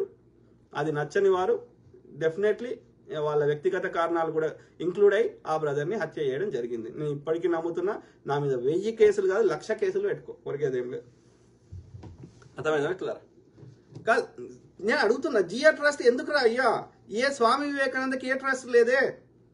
ఏ రామకృష్ణ పరమహంస గారు ఈ 1000 కోట్లు ముట్టికి వెనకకి దాచిపెట్టుకోలే కదా? ఒక రమణ మహర్షి గారు లేరు కదా? ఒక ఏమంటారు యోగీస్ లైఫ్ అని ఆయన బుక్ రాసిండు. ఆయన పేరేంది, ఏ యోగీస్ లైఫ్ అని ఆయన పేరేంది, బాబా ఏది మహాబాబా అని ఏదో, నేను పేరు మర్చిపోతే. ఆయన మొత్తం ఆయన క్రియాయోగాన్ని అందరికీ నేర్పించిండు. సో ఆయన దగ్గర 1000 కోట్లు లేకుండే కదా, చాలా సింపుల్ లైఫ్ బతికారు కదా. That is the spiritual life, that is the spiritual path. అది మూలవాసులు నేర్చింది. ఇది హిందుత్వము, ఇది బుద్ధిజము, ఇది జైనిజము, ఇది అజీవకాలు, ఇది the core principles of the Hinduism. మీ చెత్త యాగము, యజ్ఞాలు, ఈ బలిచుడు, ఇదంతా గుర్రాలు, ఈ అశ్వమేధ యాగాలు, రాజసూయ యాగాలు, ఇదంతా మాది కాదు. మీ ఆర్యులది, మీ దేశం మూలవాసులది కాదు. ఒక్కసారి మీరు చెప్పే ఈ ఆర్యులు చెప్పే గ్రంథాలు అయినటువంటి రామాయణము, మహాభారతము, వేదాలు, ఉపనిషత్తులలో ఎక్కడ హిందూ శబ్దం చూపెట్టండి, మేము ఏం చేయమంటే అది చేస్తాం. లేదే దస్యులు యొక్క ఈ మనువాదము, మనుధర్మ శాస్త్రము, మీ చెత్త అంతా గిదే, వివక్షని పెంచి పోషించేదే. బ్రహ్మ ముక్కులకెళ్ళి వచ్చిన వాళ్ళు పైన ఉంటారు, మిగతా వాళ్ళందరూ బ్రహ్మ ముక్కులకెళ్ళి వచ్చినాక సేవ చేయాలి. ఇదే మీ పుస్తకం. మా పుస్తకం వాళ్ళు చెప్పలేము, మా మూలవాసులది. కాబట్టి మేము 90% ఆఫ్ ద హిందూస్ ఆర్, అప్పుడు హిందువులమే ఉన్నాం, ఇప్పుడు హిందువులనే ఉంటున్నాం. ఓకే, మీ 1-2% ఉన్న ఆర్యులు మా మీద అజమాయిషి ఎలా ఇస్తా, మీ ఆధిపత్యాన్ని, మీ చెత్త మనుధర్మ శాస్త్రాన్ని మా మీద ఇంప్లిమెంట్ చేస్తా, బ్రాహ్మణుడు పైన ఉండాలనే ఆ యొక్క చెత్తని మా మీద ఇంప్లిమెంట్ చేస్తా అంటే ఊరుకోం. దీనికి ఇది మీ చెత్తని మా మీద ఇంప్లిమెంట్ చేయకుండా ఆపుతుంది ఏంది? భారత రాజ్యాంగం. దీన్ని ఎప్పుడు ఎత్తేద్దామా, ఎప్పుడు మీ మనధర్మ శాస్త్రాన్ని మళ్ళీ అమలు చేద్దామా అని ఇక కాకులు గద్దల్లాగా వెయిట్ చేస్తున్నారు. అక్రమదారులలో ప్రతి రాష్ట్రంలో ప్రభుత్వాలను గూలుస్తున్నారు, లేకపోతే అడ్డదారులలో మోసం చేసి గెలుస్తున్నారు, ఇక పోల్ మేనేజ్మెంట్ చేసి అట్లా ఇప్పుడు అన్ని రాష్ట్రాల్లో తెచ్చుకొని ఇప్పుడు వెస్ట్ బెంగాల్ మీద పడ్డారు, మొన్నటిదాకా ఢిల్లీ మీద పడ్డారు, అంతకుముందు జార్ఖండ్ మీద పడ్డారు. శతవిధాల ప్రయత్నం చేసి ఇంకా పెద్ద రాష్ట్రాలు ఇంకా మీ అధీనంలోకి రాని, ఒకటి తమిళనాడు ఉంది, అక్కడ వచ్చే అవకాశం లేదు, ఈ బెంగాల్లో రావాలని శతవిధాల ప్రయత్నం చేస్తున్నారు. అక్కడ ఉన్నటువంటి ప్రతిపక్షాలని, కాంగ్రెస్ ని, వామపక్షాలని, లెఫ్ట్ పార్టీలని, కమ్యూనిస్ట్ పార్టీలని అందరిని లేకుండా చేసేసి మీరే అక్కడ ప్రతిపక్షంగా మోసం చేసి సిబిఐ ఈడీ వాడుకొని అట్లా ఇప్పుడు అక్కడ ఏది తృణమూల్ కాంగ్రెస్ లో ఉన్న వాళ్ళందరినీ మీ దానిలో తెచ్చుకొని ఇప్పుడు ఈ మొత్తానికి అక్కడ అధికారం తెచ్చుకోవాలి. ఇట్లా అన్ని రాష్ట్రాల్లో వచ్చేసినాక అప్పుడు ఏం చేయాలి? 2/3 మెజారిటీ అన్ని రాష్ట్రాల అసెంబ్లీలో అప్రూవ్ చేస్తే అప్పుడు భారత రాజ్యాంగాన్ని ఎత్తేద్దామని కాకులు గద్దల్లాగా వెయిట్ చేస్తున్నారు, మన ధర్మశాస్త్రాన్ని ఇంప్లిమెంట్ చేద్దామని. మేము ఎందుకు ఆనిస్తాం? మాట్లాడుతూనే ఉంటాం, 100 కాదు 1,00,000 పెట్టుకోండి కేసులు. తెలంగాణ శ్యామ్ పగడిపల్లి ఏమంటున్నారు? ఓ పనికి మాలిన అఘోరి, వాడో వేస్తున్నా కొడుకు, వాడు అఘోరి లేదు, మన్ను లేదు, మశానం, వాడు ఎందుకు పనికి రాని సన్నాసి వాడు. అరే బట్టలు కట్టుకోరా, అమ్మ మొగోని ఏ బట్టలు లేకుండా ఏం చూస్తారు? నాకు అర్థం కాదు. వేస్ట్ గాడు శివుడి పేరు చెప్పి, ధర్మం పేరు చెప్పి వాడిని తీసుకొచ్చిందే ఇల్లంట, ఈ గాడిది కొడుకులంట. వాడు ఎన్నో ఎన్నో వాడు ఉంటే వాడిని తీసుకొచ్చిందే ఇల్లంట ఈ బీజేపీ ఈ చిన్నజీఆర్ లాంటి పాడుకోవాలి. ఇంత అల్లరి పెడుతుంటే ఈ చిన్నజీఆర్ పీఠాధిపతి వాడు క్లియర్గా చెప్తాడు, నేను ముట్టుకోనండి, నేను మీదికెళ్ళేస్తానండి. ఇదేమని నేర్పినరా? వాడు వానికి ఆదర్శం అన్న రామానుజాచార్యులే చెప్పలేదు ఈ మాట, ఆదిశంకరాచార్యులు చెప్పలేదు ఈ మాట, అద్వైతం అని చెప్పిండు ఆయన. దోర్ ఇస్ నో డ్యూయాలిటీ అని చెప్పిండు ఆదిశంకరాచార్యులు. వీడే ఈ కరెక్టే అద్వైతమే కానీ అని ఇది దీర్ఘాలు తీసి కానీ మా విష్ణు గొప్పోడు అని చెప్తారు. ఎవడు ఈ రామానుజాచార్య అంటాడు. ఆ రామానుజారి సంఖ్య పట్టుకొని మే ఈ రామానుజారి ఫాలో అవుతారు. మరి రామానుజాచారి కూడా అట్లా ఫాలో ఇట్లా ఈయన లెక్క లేడు, చిన్నజీఆర్ గారి లెక్క. ఆయన కూడా ఏది అందరికి పేద ఈ అంటరానితనాన్ని పోగొట్టడంలో కొంత ట్రై చేసిండు ఆయన కూడా. మరి ఈ దరిద్రుడు కులాలు పోకూడదండి అంటాడు. దరిద్రుడాడు, మంచిగా లేడాడు. ఈ చిన్నజీఆర్ స్వామి పీఠాధిపతులు, సనాతనవాదులు, బీజేపీ వాళ్ళు, ఆర్ఎస్ఎస్ వాళ్ళు ఎందుకు ఖండించారు? వాడు ఒక అమ్మాయిని కిడ్నాప్ చేసి సనాతన ధర్మాన్ని అడ్డం, వాడు వేసుగాడు బ్రదర్, వాడు ఆ యొక్క అఘోరి కాదు వాని పేరు, వాడు శ్రీనివాసు అని పేరు. ఓకే, వాడి గురించి మళ్ళీ మాట్లాడదాం, ఎందుకంటే ఈ టాపిక్ అది పెద్దగా అయిపోతుంది, ప్లస్ అది డైవర్ట్ అయిపోతుంది. నీల హరీష్, హిందూ అంటే పార్సీలో దౌర్భాగ్యులని అర్థం, హిందూ అంటే బ్రిటిష్ లో దొంగని అర్థం. అది తెలియదు బ్రదర్. నాకు తెలిసిందైతే హిందూ అనేది అసలు ఎక్కడ ఇప్పటికీ హిందుస్థాన్ పిలుస్తారు. హిందూ అంటే అదేంది అంటే ఇక సింధు నదికి ఆ పర్షియన్లు పెట్టిన పేరు హిందూ.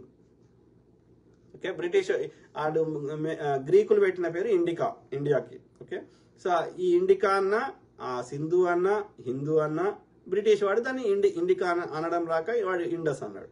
ఏ పేరు పెట్టినా ఆ ఇండస్ రివర్ బేస్ మీదనే ఉంది, ఆ సింధు నది మీద పేరు మీదనే వచ్చినాయి, ఆ హిందూ నది పేరు మీద వచ్చినాయి. ఎందుకంటే ఆ భారతదేశం 3 దిక్కుల నీళ్లు ఉన్నాయి కాబట్టి భారతదేశంకి ఎవరు రావాలన్నా ఒక్క దిక్కు నుంచే రావాలి. ఏది ఆ యొక్క ఆఫ్ఘనిస్తాన్ పైన. ఓకే, యూరోప్ కానీ లేకపోతే ఆ మిడిల్ ఈస్ట్ వాళ్ళు కానీ. కాబట్టి వర్తక వ్యాపారాలు భారతదేశంలో అనేకం జరిగేవి ఆ రోజులలో.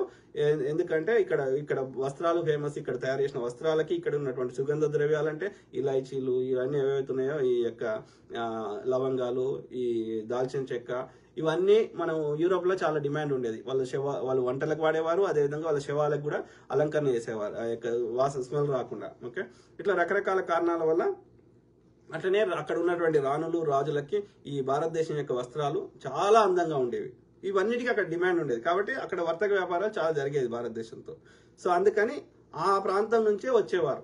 తర్వాత ఏది వాస్కోడి వీని ఆ మధ్యలో ఈ టర్కీ వాళ్ళకి ఈ మిడిల్ ఈస్ట్ ఉన్న వాళ్ళకి ఎందుకు ఎక్కువ ట్యాక్సులు కట్టాలి, మాకు ఎక్కువ భారం అవుతుందని చెప్పి వేరే మార్గం కనుక్కుందామని అప్పుడు పోర్చుగీస్ వాడు ఈ యొక్క వాడు కొలంబస్ ను పంపిస్తే కొలంబస్ ఏం చేసిండు, అది ఇంకో దారికి పోయి అమెరికాను కనుక్కున్నాడు. అరే మరి భారతదేశం కనుక్కోవడానికి మరి ఎట్లా అని చెప్పి ఇంకో ట్రిప్ పంపించింది వాస్కోడిగామని. ఆ వాస్కోడిగామ 1464 కొచ్చి అంటే మన కేరళ ప్రాంతంలో వచ్చాడు. అది బ్రదర్, అది నాకు తెలిసి అది నువ్వు దౌర్భాగ్యులు దొంగలు అది కరెక్ట్ కాదనుకుంటున్నాను. అది నది పేరు మీదనే వచ్చింది, తెలంగాణ శ్యాంప్రగడిపల్లి. అయినా అది హిందుత్వానికి ఈ యొక్క ఆర్యుల సనాతన ధర్మానికి సంబంధమే లేదు. ఓకే, సింధు ఈ ప్రాంతంలో ఉన్న అన్ని ఆచార వ్యవహారాలు, మూలవాసులు ఏమేమి పాటించారో అవన్నీ కలిపితే హిందుత్వం. ఓకే, ఈ ఆర్యులది ఈ శక్తి అంతా ఇంతకుముందు చెప్పినా కదా, యజ్ఞాలు, యాగాలు, బలులు. సో ప్రజాయుద్ధ నౌక, తెలుగు ప్రజల ముద్దు బిడ్డ, నా గద్దరన్న పైన కాల్పులు జరిపించిన, నేను బూతులు నువ్వు రాసినావు కానీ నేను చదువుతలేను. ఎందుకంటే మనం వద్దని చెప్పి వాళ్ళని వద్దంటున్నాం, మనం ఎందుకని అని అంటలేను, ఎందుకంటే చూసే వాళ్ళకి కూడా ఇబ్బందికరంగా ఉండొద్దని. సో నా గద్దరన్న పైన కాల్పులు జరిపించిన ఇదే చంద్రబాబు నాయుడు. ఆమె పేరేంది, మన బెల్లి లలితక్కని చంపించింది ఈయనే. వాళ్ళ పార్టీలో ఎవరైనా కొంచెం ఎదిగే అవకాశం ఉంది అంటే వాళ్ళని చంపిస్తాడు. ఎర్రం నాయుడిని చంపించింది ఇతడే, తర్వాత అక్కడ ఏది మాధవరెడ్డిని చంపించింది ఇతడే, ఇక సొంత పిల్లనిచ్చిన మామని చచ్చిపోయేటట్టు చేసిండు. ఓకే, చంపించేటోడేమో ఇక ఆ 1% ఎందుకు వదిలేసిండే కానీ ఆయనంతా ఆయన చచ్చేటట్టు అయితే చేసిండు కదా ఎన్టీఆర్ గారిని. మళ్ళీ కనీసం ఏంటంటే టీడీపీ పార్టీ గుంజుకున్నప్పుడు ఎన్టీఆర్ దగ్గర నుంచి పార్టీ ఫండ్ కూడా తీసుకున్నాడు. ఎన్టీ రామారావు మస్తు ఏడ్చిండు, అరే నువ్వు నాకు దశమగ్రహమై పుట్టినావు రాహా అని చెప్పి మస్తు ఏడ్చిండు ఆయన. తెలంగాణ శ్యామ్ పగిడిపల్లి, నీ మీద కేసు పెట్టడంతో టోటల్ ఆంధ్రప్రదేశ్లో ఉన్నటువంటి ప్రజలు మీ వైపు నిలబడతారు, చంద్రబాబు నాయుడు కూటమి ప్రభుత్వాన్ని కుప్ప కొలుస్తారు. తప్పకుండా బ్రదర్, నా ఒక్కరి మీద అని కాదు, అందరిని ఇబ్బంది పెడుతున్నాడు. అది వాళ్ళ యొక్క నైజం అనేది అర్థమవుతుంది. ఏదైనా అహంకారము ఎక్కువైనప్పుడు ఆ యొక్క ఏమంటారు అన్యాయము అంటే తలకెక్కిపోయింది అన్నట్టు. ఏంది, మేము ఏం చేసినా నడుస్తుంది అన్న భావన ఉంది. ప్రజలకు తెలుసు ఎట్లా దించాలను. ఆ టైం వస్తున్నది. ఓకే, వాళ్ళ కన్నుతోడు వాళ్ళే పొడుచుకుంటున్నట్లు లెక్క. తెలంగాణ శ్యామ్ పగిడిపల్లి ఒక జడ్జిని చంపాడనే ఆరోపణ కూడా ఎదుర్కొంటున్న అమిత్ షా దానికి ఏం సమాధానం చెప్తాడు? ఇది దేశ ప్రజలందరికీ తెలుసు. ఎన్ని చేసిండు అమిత్ షా అంతా. అమిత్ షా ఇవాళ ఏమన్నా దరిద్రం నడుస్తుంది అంటే ఇక మోడీ తక్కువ కాదు, అమిత్ షా తక్కువ కాదు. కాకపోతే మోడీ ఏంటంటే ఎంజాయ్ చేసేట్లా పడ్డాడు. ఓకే, ఆయన దేశాలు తిరుగుడు లేకపోతే ఎంజాయ్ చేసాడు. ఇక మొత్తం ఇక్కడ ఇప్పుడు ఈ అన్ని దుర్మార్గాలు అప్పుడు ఇప్పుడు కథ రచన దర్శకత్వం చేస్తుంది. డెఫినెట్లీ మోడీ అప్రూవల్ ఉంది, కానీ ఇంకా గ్రౌండ్ లెవెల్లో చేపిస్తుంది అమిత్ షా. దుర్మార్గుడు శ్యామ్. ఏమంటారు, చిన్నజీయర్ అనే ఒక దొంగ స్వామి నా సమ్మక్క సారక్కని తిట్టినప్పుడు, ఎందుకు తిట్టిండు సమ్మక్క సారక్కని? ఎందుకంటే శూద్ర దేవతలు, వీళ్ళు శూద్రులు. ఎవరు? గ్రామ దేవతలు ఎల్లమ్మ, పోషమ్మ, మైసమ్మ ఎవరు? శూద్రులు. సమ్మక్క సారలమ్మ ఎవరు? శూద్రులు. అందుకే శూద్రుల గుళ్ళల్లో బ్రాహ్మణు పూజ చేయడు. ఎందుకంటే శూద్రులని బ్రాహ్మణు పూజ చేయడు. అర్థమైందా? ఆ బ్రాహ్మణ కులం సంబంధించిన వాళ్ళనే బ్రాహ్మణు పూజ చేస్తాడు. అది గుర్తుపెట్టుకోవాలి. ఓకే, సో కాబట్టి ఇప్పుడు సమ్మక్క సారలమ్మకి పేరు మీద పైసలు శూద్ర దేవతల మీద, అందులో శూద్ర పూజారులు ఉంటారు. అంటే శూద్ర గుళ్ళకి డబ్బులు వస్తే అంటే శూద్రులు పైకి వస్తారు, శూద్రుల దగ్గర పైసలు ఆడతాయి. ఇప్పుడు తిరుపతిలో పైసలు వస్తే ఆ బ్రాహ్మణుల దగ్గరికి పోతున్నాయి. ఓకే, ఇప్పుడు జిఆర్ ట్రస్ట్ కింద పైసలు వస్తే ఆ బ్రాహ్మణుల దగ్గరికి పోతున్నాయి. లేకపోతే ఆ యొక్క ఇది మన సద్గురు పేరు మీద వస్తే ఆ బ్రాహ్మణుల దగ్గర పోతున్నాయి. లేకపోతే ఇలా ఇది శంషాబాద్లో కట్టుకున్నాడు కదా చిన్నజీఆర్, ఆ బ్రాహ్మణుల దగ్గర. సంపద అంతా బ్రాహ్మణుల దగ్గర ఉండాలి, అప్పుడు ఇప్పుడు ఎప్పుడు. ఓకే, సో వెనకట కూడా ఇప్పుడు పద్మనాభ స్వామి టెంపుల్, లేకపోతే అప్పుడు శివుని విగ్రహం అని చెప్పి అక్కడ కింద మొత్తం రాజు దగ్గర ఉన్న మొత్తం సంపద వీడి దగ్గరనే పెట్టుకుంటాడు.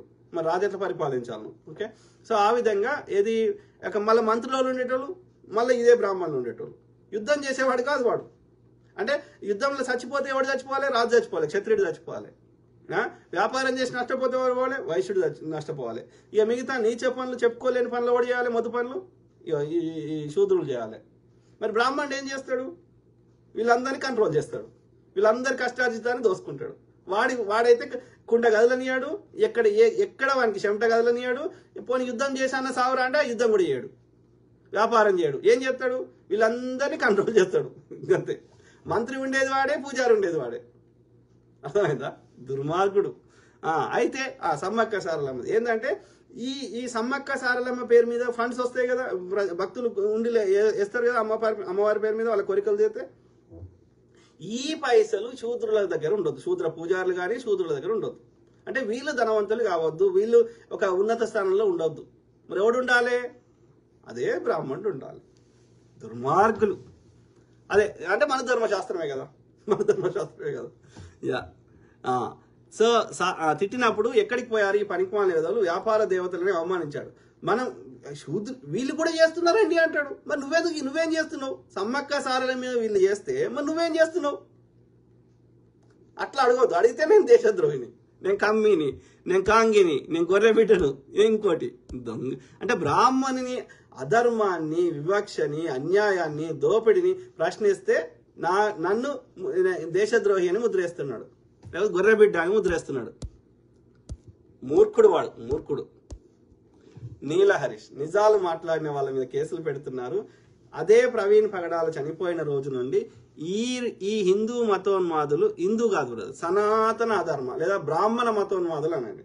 ఎందుకంటే 90% ఆఫ్ ద హిందువులు, బీసీ, ఎస్సీ, ఎస్టీలు వాళ్ళు ఎవ్వరు కూడా వాళ్ళ ప్రమేయం లేదు, వాళ్ళు ఎక్కడ కూడా వాళ్ళ ఇన్వాల్వ్మెంట్ లేదు. ఈ పాపం వాళ్ళని కూడా ఇబ్బంది పెట్టి, వాళ్ళని కూడా చంపుతామని, వాళ్ళని కూడా బిర్యానీ ఇస్తామని, వాళ్ళ యొక్క నిస్సహాయతను వీడు అడ్వాంటేజ్ తీసుకొని ఈ బ్రాహ్మణుడు కంట్రోల్ చేస్తున్నాడు ఎవ్రీథింగ్. మీరు చూడండి, ఎక్కడ ఏ అడ్మినిస్ట్రేషన్లో, ఇప్పుడు ప్రభుత్వంలో ఉన్న కోర్టులలో కానీ, జడ్జిలు కానీ, యు నేమ్ ఇట్, అడ్మినిస్ట్రేషన్లో కానీ, ఈ యొక్క గుళ్ళల్లో ఈ చెత్త కానీ, మఠాధిపతులు కానీ, పీఠాధిపతులు కానీ, every key decision making is done by including BJP ఆర్ఎస్ఎస్లో కానీ ఈ ఆర్య బ్రాహ్మణ్స్. సో ఈ హిందువులు కాదు వాళ్ళు ఎవరంటే ఆర్య బ్రాహ్మణులు, ఆర్య మనువాదులు, మతోన్మాదులు. బ్రాహ్మణిజాన్ని అందరి మీద హిందుత్వం అనే పేరు పెట్టి అందరి మీద బ్రాహ్మణిజాన్ని ఆర్యతత్వాన్ని నింపే, ఆర్య అంటేనే గొప్పవాడు, ఆ తత్వాన్ని అందరి మీద రుద్దే ప్రయత్నం చేస్తున్నాడు. అది హిందుత్వం కాదు. హిందుత్వం సమానత్వాన్ని బోధిస్తుంది. సో ఆర్య మతోన్మాదులు, బ్రాహ్మణ మతోన్మాదులు, పర్షియా నుంచి వచ్చిన ఆ దుర్మార్గులు, బీజేపీ ఆర్ఎస్ఎస్ వాళ్ళు మేమే ప్రవీణ్ పగడాలను చంపాము కానీ బహిరంగంగా చెప్పడము, పూర్తి ఇన్ఫర్మేషన్ రాకముందే తాగి చనిపోయాడని చెప్పడము, కావాలని క్రిస్టియన్ రెచ్చగొట్టడము, మత కల్లోలాలు కావడానికి ప్రేరేపించిన వాళ్ళ మీద ఏ కేసు లేదు. వాళ్ళు చేస్తే చమత్కారము, మనం చేస్తే బలాత్కారం. భలే ఉంది మనువాద సిద్ధాంతం. కాదు, ఇప్పుడు అసలు ప్రవీణ్ బ్రదర్ని చంపకపోతే మనం ఎందుకు మాట్లాడతాం న్యాయం కావాలని? అంత ప్రవీణ్ బ్రదర్ బతుకున్నప్పుడు మాట్లాడినామా? ఏది ఈ రిలేటెడ్ మనం వేరే సమస్యల మీద మాట్లాడినాం, వీళ్ళ యొక్క ఆధిపత్య ధోరణి మీద మాట్లాడినాం. కానీ నువ్వు చంపినాక ఇంకా ఈ రిలేటెడ్ ఇష్యూ మాట్లాడుతున్నాం కదా. నువ్వు చంపకపోతే మేము మాట్లాడకపోదాం కదా. మేము ఏమంటున్నాము? న్యాయం కావాలని అడుగుతున్నాం. మేము ఎక్కడ ఎవరిని రెచ్చగొడతలేమే, ఎవరిని కొట్లాడుకోమని చెప్తలేమే. విచారణ నిష్పక్షపాతంగా చేసి అసలైన దోషులకు శిక్షలేమని రిక్వెస్ట్ చేస్తున్నాం, ప్రార్థిస్తున్నాం, అభ్యర్థిస్తున్నాం. మనందరం సమిష్టిగా పోరాడదామంటున్నాం. వీళ్ళ హస్తం ఉంది అని అనిపిస్తుంది, లేకపోతే మనకు ఒక సమాచారం వచ్చింది, అది ఇన్వెస్టిగేషన్లో భాగంగా ఆ సమాచారాన్ని తీసుకొని పరిపూర్ణంగా ఇన్వెస్టిగేషన్ చేసి దోషులకు శిక్షలు వేస్తే ఇట్లాంటి పునరావృతం కాకుండా ఉంటాయని మేము న్యాయం కోసం పోరాడుతున్నాం, బతిలాడుతున్నాం, ప్రార్థిస్తున్నాం. సో న్యాయం కోసం పోరాడము మత కళలో ఎట్లయితుందో బుద్ధి మెడకాయ మీద తలకాయ ఉన్న వాళ్ళు ఎవరైనా చెప్పాలి. అంటే న్యాయం అడగకూడదు, నువ్వు ఎవరిని చంపినా చంపించుకోవాలి, అంతేనా? ఇదేనా మనువాద ధర్మం? అధికారాన్ని దుర్వినియోగం చేస్తున్నారు. ప్రజలు కర్రు కాల్చి వాత పెడతారు. ప్రజల్ని విషయ పరిజ్ఞానం వచ్చే విధంగా మేము అర్థమయ్యేటట్టు చెప్పడం మా బాధ్యత, చెప్తూనే ఉంటాం. ఎన్ని కేసులు పెట్టుకుంటారో పెట్టుకోండి. లచ్చబాబు కనేటి, నమస్తే. ఎవరు? కృపా వరప్రసాద్ నాగాల, థ్యాంక్ యూ. సో ఎవరు? నీల హరీష్, చంద్రబాబు నాయుడిని 420 అంటారు ఎందుకో తెలుసా? 4 అనగా ఏప్రిల్ 20 తారీఖు నాడు పుట్టాడు.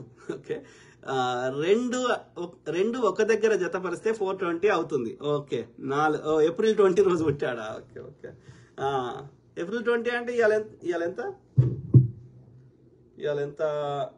239. సో ఏది 420 అవుతుంది. అందుకే చంద్రబాబు 420 అంటారు. హిట్లర్ కూడా అదే తారీఖు నాడు పుట్టాడు, అందుకే అదే నేర ప్రవృత్తి కలిగి ఉన్నాడు. Okay, thank you brother, thank you for letting me know. Jyothi Para, ఉమ్మడి ఆంధ్రప్రదేశ్లో సిబిఎన్ చంద్రబాబు నాయుడు పోలీస్ రౌడీయిజం మళ్ళీ గుర్తుకొస్తుంది. CBN is author, trainer, leader of police rowdyism. ఇక పోలీసులని అదే అందుకే అంటున్నాం, పోలీసు మిత్రులారా, మీ మీద మాకు ఏది ఒక రకమైన సాఫ్ట్ కార్నరే ఉంది. ఎందుకంటే మీరు వాళ్ళు చెప్పినట్టు వినకపోతే మిమ్మల్ని ఏమంటారు, ఆ పదవి నుంచి తీసేస్తారు, ట్రాన్స్ఫర్ చేస్తారు, మిమ్మల్ని ఇబ్బంది పెడతారు. We understand. కానీ మరి దీనికి పరిష్కారం ఏంది? తప్పదు, మేము మాట్లాడాలి, మేము ప్రజలకు అర్థమయ్యేది చెప్పాలి. సో ఎవరైతే మిమ్మల్ని ఇబ్బంది పెడుతారో వాళ్ళని దింపాల్సిన అవసరం మాకుంది. ఓకే, అర్థమైందా? సో మీ మీద మాకు కోపం లేదు, పోలీసు వాళ్ళ మీద మాకు కోపం లేదు. మీరు నిమిత్త మాత్రులు, మీరు జీతగాలు. పాపం మీరేం చేస్తారు? మీ కుటుంబ సభ్యులు మీ పిల్లల్ని చదివించుకోవాలి. కాబట్టి మీరు ఏం చేయలేరు. ఆ పైన ఓడి ఉంటే వాడు చెప్పింది వినాల్సిందే, మీకు నచ్చినా నచ్చకపోయినా. కాబట్టి మీతో మాకు ఎలాంటి శత్రుత్వం లేదు. మేము పోరాడుతుంది మీకు ఎవడైతే తప్పుడు ఆదేశాలు ఇస్తుండో వాని మీదనే పోరాడుతున్నాం. తెలంగాణ శ్యామ్ పగిడిపల్లి ఏమంటున్నారు? ఎవడో సేన అంట, భగవంతుని పేరుతోనే సేన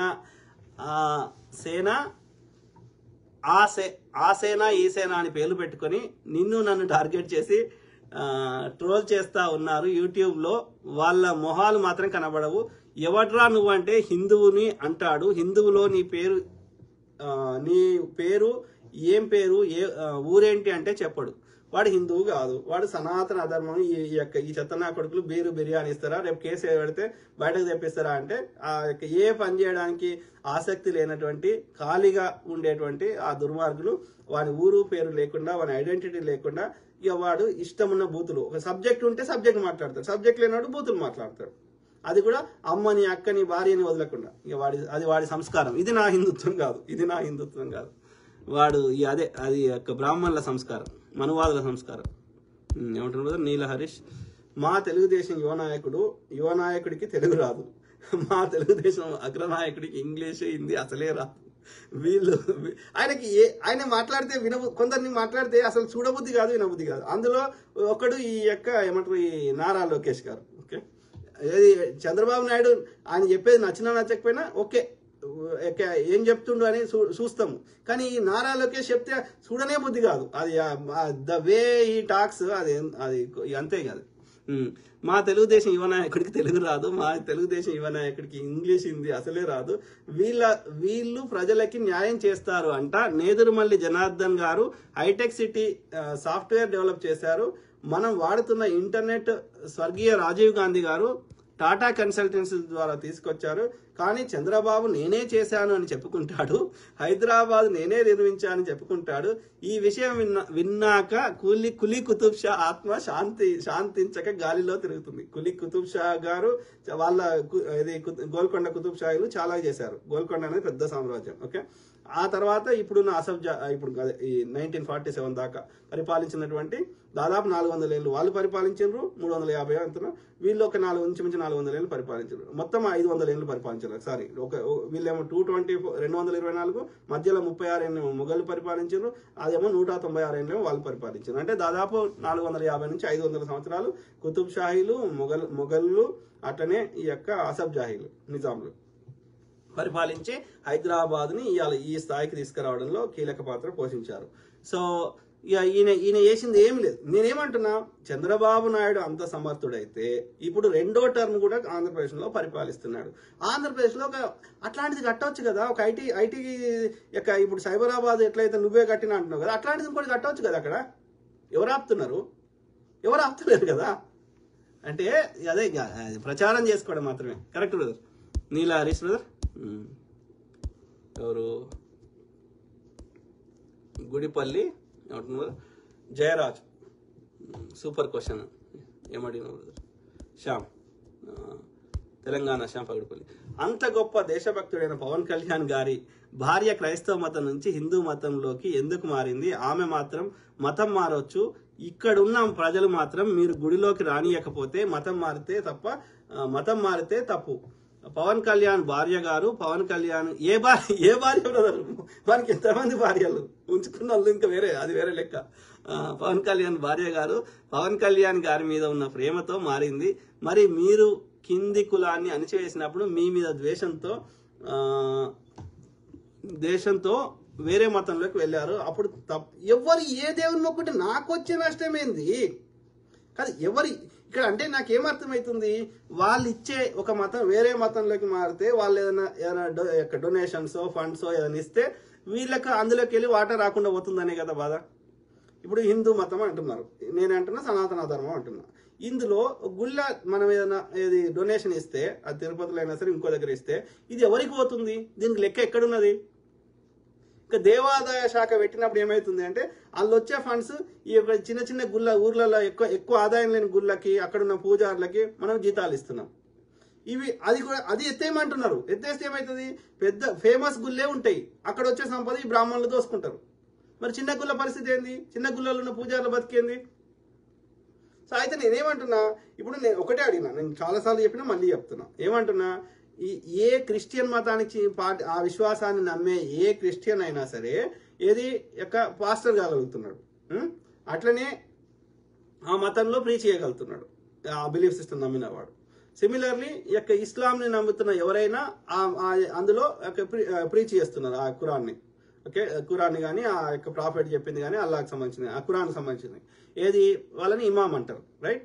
అట్లనే ఈ యొక్క భగవద్గీత కానీ రామాయణం కానీ ఇంకోటి కానీ ఈ సనాతన ధర్మం వేదాలు ఉపనిషత్తులు చెత్త అంతా ఈ సనాతన ధర్మాన్ని చెత్త అది మనకు అర్థం కాని భాషలో సంస్కృతంలో ఎవరికి అర్థం కావద్దు, అది అర్థమైతే వాడు గుడికి రాడు కాబట్టి, అది బ్రాహ్మణుడి పైన ఉండాలని అలా రాసి ఉంటుంది కాబట్టి దాన్ని యొక్క ప్రతి హిందువు లేదా ప్రతి సనాతన ధర్మాన్ని పాటించే ప్రతివాడు యొక్క ఏది పూజారి కాలేడు, మిగతా మతాలు కాగలుగుతారు. ఎందుకు అయితలేడు అంటే వాళ్ళు వేరు, ఆ పూజారుల వాళ్ళు వేరు, ఈ హిందువులు వేరు. వాడి చెత్తని మన మీద ఆధిపత్యం చేస్తాడు. మనం వేసే ఆ గుళ్ళల్లో వేసే డొనేషన్ ఏదేసినా సరే వాడి కంట్రోల్లో ఉంటుంది. అంటే ఈ మతం పేరు మీద వాడు దోసుకుంటాడు. ఈ మతం వాళ్ళు వేరే మతంలో పోతే ఏమవుతుంది, ఆ డొనేషన్స్ వేరే మతం వాళ్ళకి పోతున్నాయి. అంటే ఎవరికి నష్టం జరుగుతుంది, హిందువులకు జరుగుతలేదు. ఎవరికి జరుగుతుంది, ఆ పూజారులు ఉన్న వాళ్ళకి జరుగుతుంది, ఆ బ్రాహ్మణులకు జరుగుతుంది, ఆ మఠాధిపత్యంలో ఉన్న బ్రాహ్మణులకు జరుగుతుంది. రైట్.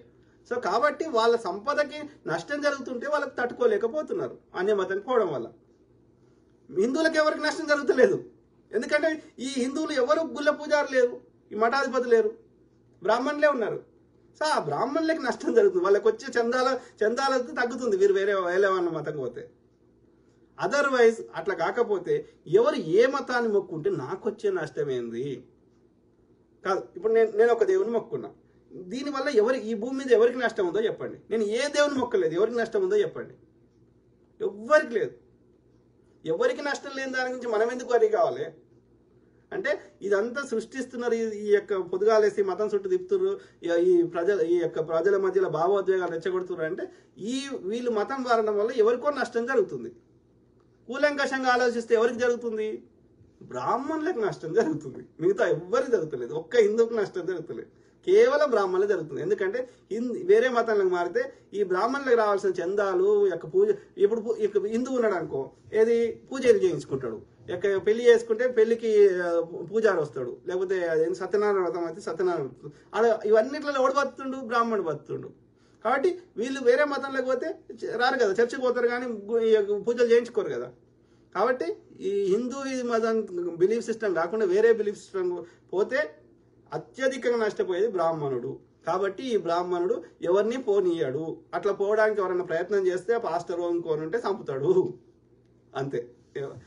మిగతా హిందువులకు ఎవరికి నష్టం జరుగుతలేదు. ఏ దేవుని మొక్కున్నా నాకు వచ్చే నష్టం లేదు. నాకు నచ్చిన దేవుని మొక్కుంటా. నాకు ఇంకా తిక్కలేస్తే ఇట్లనే అందరు ఇబ్బంది పెడితే నేను ఏ దేవుని మొక్కపో, ఏ కుక్క ఏ దేవుని మొక్కది, తాబేలు ఏ దేవుని మొక్కది, ఏ కాకి ఏ దేవుని మొక్కది, నేను కూడా ఏ దేవుని మొక్క. ప్రకృతినే మొక్కుతా, ఆ కనిపించే సూర్యుని మొక్కుతా, కనిపించే భూమి మాతని మొక్కుతా, కనిపించే చెట్టును మొక్కుతా, లేకపోతే ఏవైతే నేను కళ్ళతోటి చూస్తానో వాటిని మొక్కుతా. ఎందుకంటే వాడు తిండి పెడుతున్నాయి కాబట్టి. అంతే. నేను కుక్కర్ని పెంచుకున్నా, కుక్కర్ మొక్కుతా పొద్దుగాలు వేస్తే, ఎందుకంటే అది నాకు కనిపిస్తుంది కాబట్టి. ఇక ఆ స్థాయికి మమ్మల్ని తీసుకొస్తున్నారు. ఇక గాలిని మొక్కుతా, ఎందుకంటే గాలి లేకపోతే నేను పీల్చుకోకపోతే బతకలేను కాబట్టి. అది ఏం నేను కష్టపడకుండా నేను పీల్చుకుంటున్నాను కాబట్టి గాలిని మొక్కుతా, గాలిని. సో తెలంగాణ శ్యామ్ ప్రగడిపల్లి, ఆంధ్రప్రదేశ్లో ఉన్న టీడీపీ పార్టీ కాస్త బ్రాహ్మణ జనతా పార్టీ అయింది కాబట్టి మీలాంటి వాళ్ళ మీద టార్గెట్ చేశారు ఈ ఆర్య మనువాద బ్రాహ్మణులు. కరెక్ట్. ఎవ్వరు ప్రశ్నిస్తే వాళ్ళ నోరు మూపించే ఇది చేస్తున్నారు. ఇక వాళ్ళని టీడీపీ ఈజ్ కంట్రోల్, దాన్ని మొత్తం నడిపిస్తుంది వాళ్ళు బ్రాహ్మణులు. కరెక్ట్. ఎంఎస్విఎస్ వాసు ఏమంటున్నారు, ఈవీఎంలలో జరిగే మోసం గురించి అందరికీ తెలియాలి అన్నగారు. ఎన్నికలు ఓటింగ్ స్టార్ట్ అయ్యే ముందు ఈవీఎంలను చెక్ చేస్తారు. అది కూడా 8 గంటల నుంచి 8:30 గంటలకు ఓటింగ్ స్టార్ట్ అవుతుంది. దానికంటే ముందే అధికారులు కొన్ని ఓట్లు పడిన తర్వాత మొరాయిస్తాయేమో అని 6 గంటల నుంచి 7 గంటల లోపల 1000-2000 ఓట్లు అధికారులు వేసి ఈవీఎంలను చెక్ చేస్తారు. ఆ తర్వాత క్లియర్ బటన్ నొక్కాలి, కానీ అధికారులు ఆ పని చేయరు. ఓకే. ఎందుకంటే ఆ టైమింగ్లు బయట పెట్టరు. ఇన్ని ఓట్లు యాడ నుంచి పడ్డాయిరా అని అంటే సీసీటీవీ ఫుటేజ్లు మాయమవుతాయి. కరెక్ట్. తెలంగాణలో డీకే అరుణ న్యాయంగా గెలిచింది. ఆమె కోర్టులో కొట్లాడి పోరాటం చేస్తే లాస్ట్ ఎమ్మెల్యే పదవి అయిపోయిన తర్వాత కోర్టు డిక్లేర్ చేసింది డీకే అరుణ గెలుపు అని. పదవీ కాలం అయిపోయిన తర్వాత తీర్పు రావడం ఏమిటి అన్న, ఒకప్పుడు బ్యాలెట్ బాక్సులలో దొంగలు రౌడీలు దొంగ ఓట్లు గుద్దేవారు, ఇప్పుడు డైరెక్ట్ అధికారులే గుద్దేస్తున్నారు అన్న. Correct brother. అనేక రకాలుగా పోల్ మేనేజ్మెంట్ భయంకర బీజేపీ నమ్ముకున్నది పోల్ మేనేజ్మెంట్ని. ఆ పోల్ మేనేజ్మెంట్లో అన్నీ వస్తాయి. ఏది యొక్క పైసలు వంచేది వస్తుంది, తర్వాత యొక్క బెదిరించేది వస్తుంది, ముందే పోయి వాళ్ళ ఏళ్ళకి ఇంకు పెట్టి వచ్చేది, వాళ్ళకు ఈ బూత్లో వస్తే ఇంకో బూత్లో బొమ్మనేది, లేకపోతే ఈవీఎంలలో మోసం చేసేది, లేకపోతే కేంద్ర ఎన్నికల కమిషన్ మోసం చేసేది, నంబర్లను తారుమారు చేసేది, ఇవన్నీ పోల్ మేనేజ్మెంట్ కింద వస్తాయి. ఎస్, వాళ్ళు అన్యాయం ఒక 20% వాళ్ళకి ఓట్లు పడుతున్నాయి. 20% ఓట్లు పడితే మిగిలిన 20%, 20 నుంచి 20% పైన వాళ్ళు మోసం చేసి తెచ్చుకుంటారు. ఆ విధంగా వాడు గెలుస్తుంది. 20% కంటే తక్కువ వచ్చింది అనుకో మొత్తానికి మోసం చేయరాదు కాబట్టి ఆ రాష్ట్రాల్లో వస్తలేరు, తమిళనాడు, కేరళ అట్లా. ఓకే, అది పరిస్థితి. దుర్మార్గులు, దుష్టులు, నీచులు, నికృష్టులు. ఈ ధర్మయుద్ధం చేయనప్పుడు అది గెలిపేందుకు అవుతుందిరా? మా టైం వేస్ట్ చేయకు. ఎన్నికలు భారతదేశం నో లాంగర్ డెమోక్రటిక్ కంట్రీ రాసేయి, రాజ్యాంగం చింపేసేయి, నీ మనువాదాన్ని ఇంప్లిమెంట్ చేసేసాయి, బ్రాహ్మణులు మాత్రమే పరిపాలిస్తారని రాసేసాయి. మేము నోరు మోసుకుంటాం, ఇక మాకు వేరే దారి లేదు కదా. నీల హరీష్, జనసేన పార్టీ పేరు కూడా నమో వెంకటేశ అనే సినిమాలో హీరో వెంకటేష్ ఒక ఎమ్మెల్యే మీటింగ్ కి మిమిక్రీ చేయడానికి వెళ్తాడు. అక్కడ బ్యాక్గ్రౌండ్ ఫ్లెక్సీ మీద ఉండే పేరు జనసేన పార్టీ. దానిని కొన్ని సంవత్సరాలు ఈ పవన్ కళ్యాణ్ కాపీ కొట్టాడు. ఇది వీళ్ళ నీతి జాతి. Correct brother. వానికి నేనేమంటున్నా, ఊగిపోకుండా ఇట్లా పిచ్చి పిచ్చి చేయకుండా నార్మల్ గా ఓకే ఒక ప్రజలు అడిగిన ఒక్క ప్రశ్నకి ఓపికగా సమాధానం, ఎనీ టాపిక్, ఏ టాపిక్ అన్నా తీసుకొని దాని మీద ఒక 2 నిమిషాలు ప్రశాంతంగా మాట్లాడమని చెప్పండి నాకు పవన్ కళ్యాణ్ గారిని. He does not have understanding of anything. ఒక్క విషయం మీద కూడా 1% కూడా పరిజ్ఞానం లేని మూర్ఖుడు ఎవరా అంటే పవన్ కళ్యాణ్. Worst fellow. వాడేందంటే ఈ చంద్రబాబు నాయుడు ఉద్దేశం ఏంటంటే వాని ద్వారా కాపుల ఓట్లు వస్తాయని వాని బాధ, అంతే. కాపులు బాగానే ఉన్నారు ఆంధ్రప్రదేశ్లో. ఆడ కులం మీద కులమే మొత్తం కులం మీదనే నడిపిస్తారు. తెలంగాణ శ్యామ్ పగడిపల్లి, ప్రజాస్వామ్యంలో ఒక మనిషిని కొట్టడం తప్పు, అంతేగాని కడుపు గాలితే తిట్టడం తప్పు కాదు.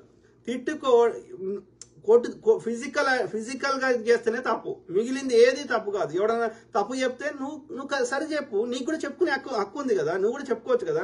నేను తప్పు చెప్పినా అనుకో, వాడికి తెలియలేదురా అయ్యా వాడు చెప్పింది తప్పురా, ఇది నిజం అని నువ్వు చెప్పుకో.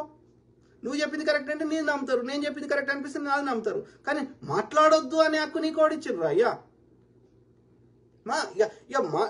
అంటే ఏం చేయాలి? మొద్దు పని చేయాలి, ట్యాక్సులు కట్టాలి, నోరు మూసుకోవాలన్నా? అయితే మేము మాట్లాడము, మేము ట్యాక్సులు కట్టాం. తీసేయి, జిఎస్టీ తీసి పడదాం, లేకపోతే ఎక్సైజ్ సుంకాలు తీసేసాయి. మేము కట్టము, మేము మాట్లాడం. ఇక ఏం చేసుకుంటూ చేసుకో కదా అంటున్నారు. దొంగలు ఉన్నారు. తెలంగాణ చంపడు అన్న, లైవ్ అయిపోయాక నాకు FIR ఫార్వర్డ్ చేయి, నేను చూస్తా అసలు వాళ్ళ కథ ఏందో. మీరు భయపడకండి, మేమందరం నీకు సపోర్ట్గా ఉన్నాం. నేనేం భయపడతలేను బ్రదర్, నేను పంపిస్తా తర్వాత. కానీ నేనేం భయపడతలేను, చేసుకుంటే చేసుకోని 4 రోజులు జైలు ఉండొస్తాం. అంటే ఇది ఇండియాలో ఉంది, కానీ ఇక్కడ పెట్టినా సరే పోయేసి వస్తాం. ఏం చేస్తాం? ఓకే, అది పెద్ద విషయం కాదు. లాయర్ ద్వారా పెట్టుకుంటే కొట్లాడతాం, అది పెద్ద విషయం కాదు. మనం ఏం తప్పు చేయలేదు, మన అంతరాత్మకు తెలుసు. అది తెలిసినప్పుడు టెంపరీగా ఇబ్బంది పెడితే 4 రోజులు ఉంటాం కావచ్చు జైల్లో. కానీ మన సిద్ధాంతం అయితే మార్చుకోం కదా, వాడు భయపడిస్తే భయపడం కదా. కాబట్టి నేను ఫార్వర్డ్ చేస్తా. కాకపోతే నేను చెప్పే ఉద్దేశం ఏంటంటే వాళ్ళ పరిపాలన ఇట్లా ఉంది, ఎంత దుర్మార్గులు ఉన్నారు. మనం అంటే అంత విషయ పరిజ్ఞానం ఉంది, నాలెడ్జ్ ఉంది, లా చట్టాల గురించి అవగాహన ఉంది, లా గురించి తెలుసు, మనం లాయర్ని హైర్ చేసుకునే శక్తి ఉంది. కానీ చాలా మందికి లేదు కదా పాపం. వాళ్ళు మన లెక్క కొట్లాడే శక్తి లేదు కదా వాళ్ళకి. మనం అందరికీ సాయం చేసే శక్తిలో కూడా లేం కదా. కాబట్టి ఈ దుర్మార్గం ఎట్లుంది అని ప్రజలకు తెలిస్తే వాడిని దింపేయడానికి ట్రై చేస్తాం కదా మనం. సో అందుకని నేను ప్రజలకు అర్థం కావాలని చెప్తున్నా. We know how to. మనం ఏం పెద్ద వాళ్ళది 1% కూడా తప్పు చేయలేదు. ఆ తప్పుడు కేసులు అవి మనం భయపడేదే లేదు. ఇక్కడ అంటే అంత ఈజీ కాదు, ఆ జ్యూరిడిక్షన్ కిందనే రాదు. బట్ వచ్చినా సరే మేము భయపడేది లేదు. ఇండియాలో ఉన్న అరెస్ట్ చేసుకోరంట, ముందస్తు బెయిల్ తెచ్చుకుంటా, లేకపోతే పోలీసులకి లాయర్ ద్వారా కొట్లాడతా. అది పెద్ద విషయం కాదు. కానీ ఇట్లా చేస్తున్నారని ప్రజలకు తెలవాలి కదా. ఇట్లా ఒక్కరిని కాదు కదా, అందరినీ చేస్తారు కదా.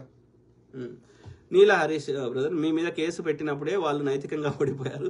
ఎప్పుడైతే చర్చకు ప్రశ్నలకు సమాధానం ఉండదో అప్పుడే భయపడి కేసులు పెట్టడం అట్లా చేయడం వల్ల ఇంకా వాళ్ళు నష్టం చేసుకుంటున్నారు. ఇంకా వాళ్ళు ఏమంటారు, వీడు భయపట్టిస్తే భయపడతాడు అనుకుంటే అట్లా తప్పుడు కేసులు పెడితే ఇంకా చెడ్డ పేరు వస్తుంది వాళ్ళకి అర్థమైతలేదు.